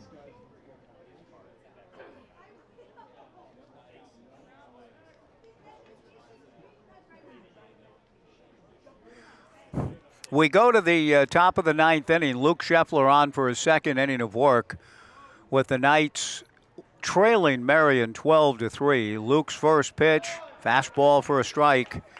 The count 0-1 to Andrew Moon. Hey, good to see Principal Eric Wright here at the ballpark tonight. I need to get a little information here as Luke Scheffler comes set. The strike one breaking ball misses outside, and the count 1-1. Luke on for his second inning of work on a beautiful evening for baseball. It has been a Marion Berries night, to be sure. They lead it 12-3, but it's still been great to be out here, particularly to see the great generosity of the Lynn Benton Community College Foundation, chance to visit with Mark Majeski, and a true baseball analyst and commentator, President Lisa Avery from Lynn Benton Community College. Luke misses. Now the 2-1 pitch, a fly ball towards the gap into right center field. Max Medina dives and can't get it, trying to go Max Gordon. The ball gathered by Morosco at the block 15 banner out in right center field under the scoreboard. And Andrew Moon into second with a leadoff double into the gap in right center field. That'll bring Cale Barney to the plate. Cale has grounded to second, had an RBI single, flied to center, been hit by a pitch, and we'll see a pinch hitter now for Cale. It looks like a lot of stuff going on, and I need to get the flashlight out here at this late hour. Jake Dodge will be the pinch hitter. Luke Scheffler yielding the leadoff double after pitching a scoreless eighth inning. We're in the ninth, 12-3 Marion. The pitch to Jake Dodge, the pinch hitter, is foul back. And the count, no balls and 1 strike. Steve, could you engage and ask the question I've been trying to come up with here? And no balls and 1 strike, so I'm getting Eric Wright, the principal, and Steve Kimmel together here. I'm seeking information. Seeking a Friend for the Last Day of the World. What is that film? Seeking a Friend. Steve Carell. Not bad. Not bad. I saw it. I can't quite remember the title, but I've just brought these two people together here to try to get some information about a person whose name has eluded me, so they're conspiring to give me that name. The 1-1 pitch missing down and in. Seeking a Friend for the End of the World. Is that it? Pretty good. Pretty good. 2 balls and a strike. Top of the ninth inning. Luke giving up the leadoff double, and now facing Jake Dodge here in the top of the ninth inning, with Marion leading on this just gorgeous night, 12-3. The pitch on the way hit foul to the left and out of play. And the count, 2 balls and 2 strikes.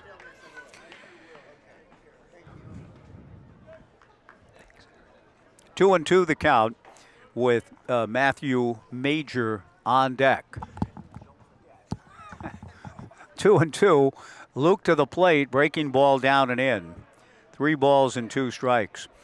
This is the beginning of a big week of baseball here, and the Knights will have better nights. Tomorrow night, 6:35.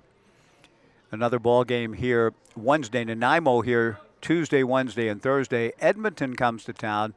A lot of big stuff going on this weekend. Breaking ball pulled foul. The count remains 3 balls and 2 strikes. T-shirt giveaway on Thursday night. $1,000 Kids Dash for Cash presented by local State Farm agents on Friday. And then a drone light show spectacular Saturday, 7:15 game. And a Father's Day gathering here on Sunday. 3 balls and 2 strikes to the pinch hitter Jake Dodge in the top of the ninth inning. Luke Scheffler's 3-2 pitch popped up into left field and playable. Ethan Porter in and under to make the catch. Nice job by Luke pitching to contact and getting an out and preventing the runner, Andrew Moon, from advancing to third. With 1 away, Matthew Major will come to the plate. Matthew has struck out, been hit by a pitch, walked and scored, hit by a pitch, and hit back to the box. Tonight's pitcher simply didn't have command of the strike zone early enough in this one, and the game got out of hand in a 9-run third. Probably should have just been a 3-run third, but the lack of control conspiring with the error on the infield opened the door for a 9-run frame, and the Knights just have not been able to recover. The 1-0 pitch to Matthew Major is a fastball swung on and missed. The count 1 ball and 1 strike.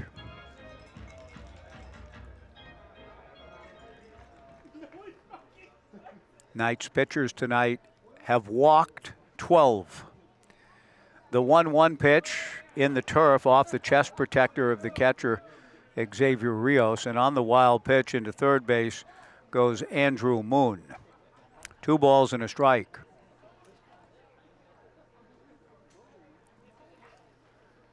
So 12 walks, and I think 3. I'll have to double check. The pitch is in there for a strike. I believe 3 hit batsmen mixed in as well. And so the Knights are just simply, that's just too much to give away in terms of the free category and expect to have a chance to stay in the game. The 2-2 pitch missing in the turf, ball 3, 3-2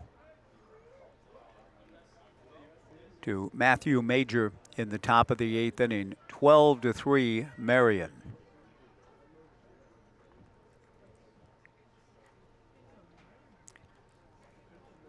I think I shortchanged the hit batters. The 3-2 pitch just missed, and the Knights fans that remain on this pleasant Monday night yelled as one when the umpire did not raise his right arm and ring up Matthew Major. Close, but the 13th walk issued by Knights pitching tonight. 5 hit batsmen. So 13 walks and 5 hit batters. I think, math was never my thing, still isn't. I think that's 18 though. And that's just a few too many. The first pitch to Kyson Barney, the designated hitter, who had an RBI single in his last at-bat, driving in his brother. Swings and doesn't get it, 0-1 the count. 12-3 Marion, top of the 9th inning. Runners at first and third. The Knights infield a double play depth. Luke delivers and misses inside, ball 2, 2-0. And again, we've been talking of late about things I've never said before, things I've never written down before. Not saying things I've never considered before, but I'm not sure that I've ever said in a game 13 walks and 5 hit batsmen, really ever.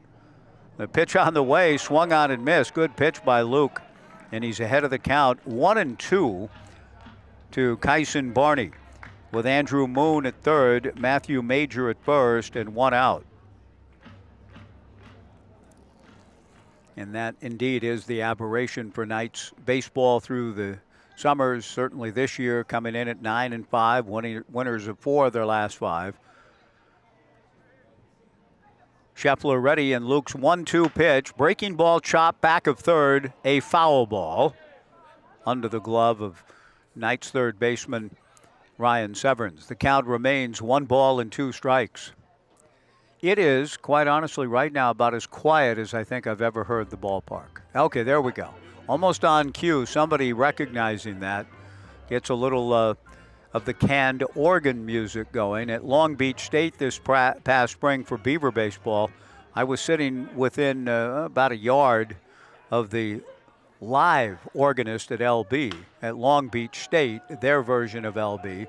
A fly ball to right field, making the catch. Joey Morosco tagging up on his way to the plate. The throw to the plate is not in time, and Andrew Moon with a nice backdoor slide to get in on the sacrifice fly to right field by Kyson Barney, who picks up his second straight run batted in. This on a sacrifice fly. 2 down in the inning, Moon scoring. Pretty good throw from Morosco, made it close. But the Berries do pick up another run and lead it 13-3 with 2 down in the top of the 9th inning. Now, such is the nature of the game tonight, let's just say it doesn't have everybody leaning in on every pitch. I'm looking down into the Knights dugout, and there's a person in a Knights uniform practicing juggling. Hudson Flora takes Luke Scheffler's first pitch, a breaking ball strike, and the count 0-1. And nobody's saying anything about him. You just got to kind of, like poor Robert Urich and Lonesome Dove, just trying to make my way through the territory, just trying to make your way through this ball game here tonight. There will be much better days ahead on this long homestand, which continues tomorrow night. Luke delivers in the turf, and the count 1-1. 13-3 Marion. But, I mean, I've never heard it this quiet here either. I mean, just nobody's talking to anybody. A 1-1 pitch, a ground ball to third, takes a good hop for Ryan Severns. He throws across the diamond for the out. A few hand claps here.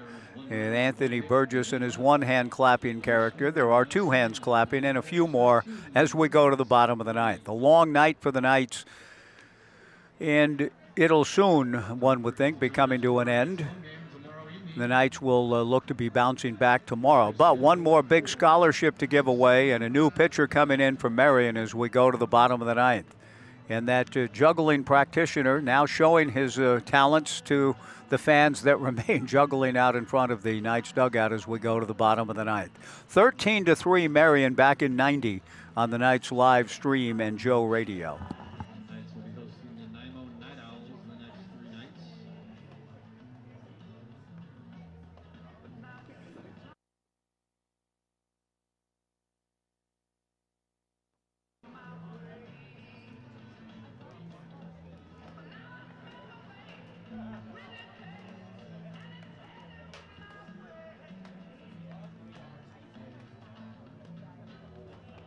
Upcoming promotions this week for the Knights. Tomorrow is $20 Tuesday, Wednesday. Thursday is going to be the t-shirt giveaway. Friday is $1,000 Kids Dash for Cash. And Saturday is our spectacular drone show. Make sure you get your tickets now at CorvallisKnights.com.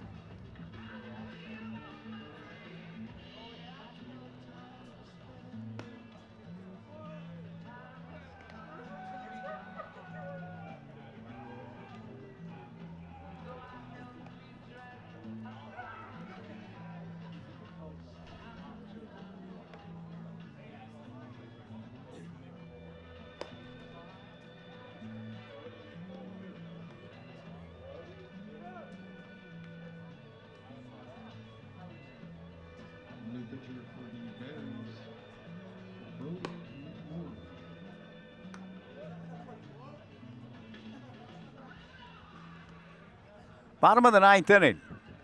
A night owned by the Marion Berries, but a winning night for our community. Another $1,000 scholarship awarded between innings. A great night in that respect for our community and the tremendous work the Lynn Benton Community College does in its foundation in giving out 9 $1,000 scholarships across a wide range of members of our community tonight. 13-3 Marion, kind of spoiling a little bit of the fun. Brody McMullen, the new pitcher for the Marion Berries, goes to work on the Knights' designated hitter Josh Natai and jumps ahead of Josh. No balls and 2 strikes. Josh Natai, Xavier Rios, and Ian Draper. And Steve Kimmel providing the intel I was looking for. Thanks to Eric Wright for providing it. Eric's here with his family tonight. Not too many souls remaining. There was a crowd of 1,082 at its peak on this hot night. It's given over to just a unbelievably pleasant night here in the Mid-Valley. The 1-2 pitch to Natai misses away, ball 2, 2-2. And that is why, and I know Andy Jenkins was listening earlier. Andy was part of the breakthrough run to Omaha in 2005 here with the Beavers. The 2-2 fastball to Natai swung on and missed, strike 3. Josh 0 for 4 on the night. But not long thereafter, with Xavier Rios now coming to the plate. Just 2 summers later, the summer of 07, Beavers won the national championship in 2006 and again in 07, as you may recall.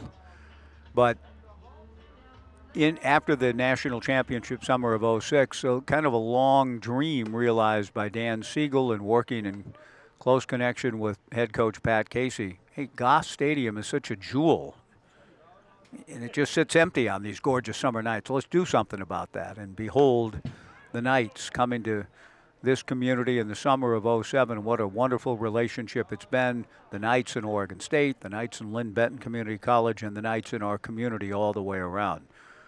Being down 13-3 tonight notwithstanding, it's all good. The pitch to Xavier Rios, foul back, and the count 1-1. Fastball swung on and missed from Brody McMullen. 1-2 the count.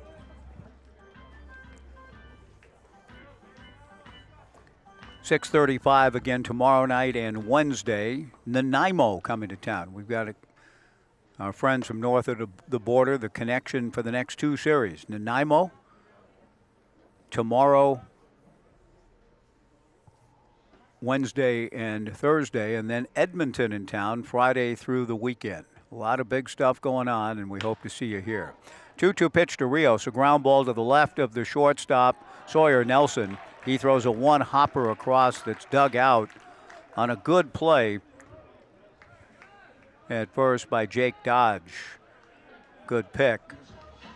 Rios retired. 2 down in the bottom of the ninth.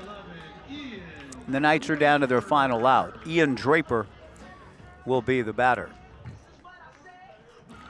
Ian has walked, grounded to short, and flied to left. 13-3 Marion. 2 outs, nobody on in the bottom of the ninth. Slider for a strike from Brody McMullen. No balls and 1 strike the count. The 0-1 pitch on the way from Brody. Another breaking ball. This one misses down and in. Brody McMullen, speaking of Salem, out of South Salem, graduate in 2022, has also pitched at Lynn Benton Community College in 24 and 25, part of the back-to-back NWAC championship teams, and was at Southeastern this past spring. Had a really good spring, 3-1 in 39 2/3 innings. Delivers fastball, swung on and missed. That evens the count at 2-2, and the Knights are down to their final strike with Brody McMullen, pride of South Salem High School, trying to wrap it up. Big year at LB in 23, going 5-1.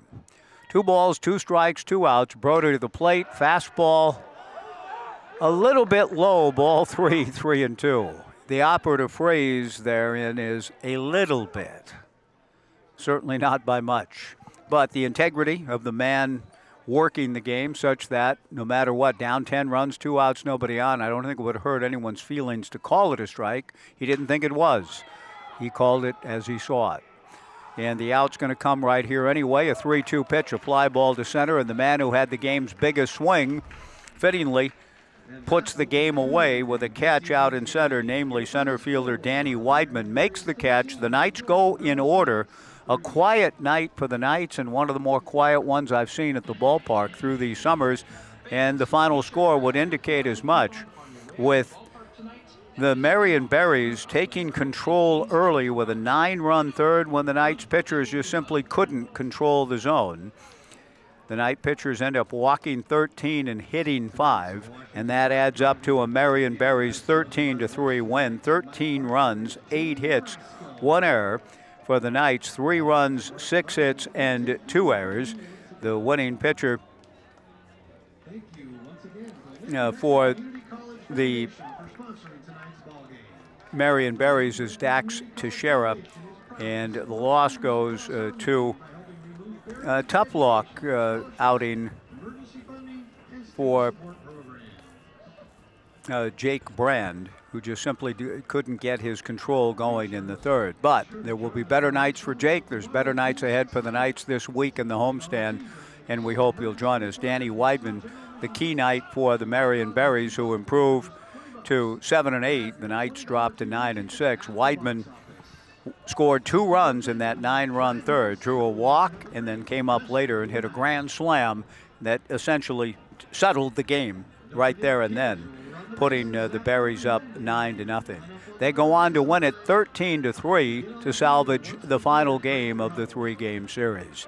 Thanks to all of you for listening, for texting, and we hope to see you all again here tomorrow night when the Knights continue the homestand and look to bounce back quickly tomorrow night. We'll be on the air at 6:20 with a pregame interview, perhaps Joey Morosco, our Washington Park Advisors player of the game.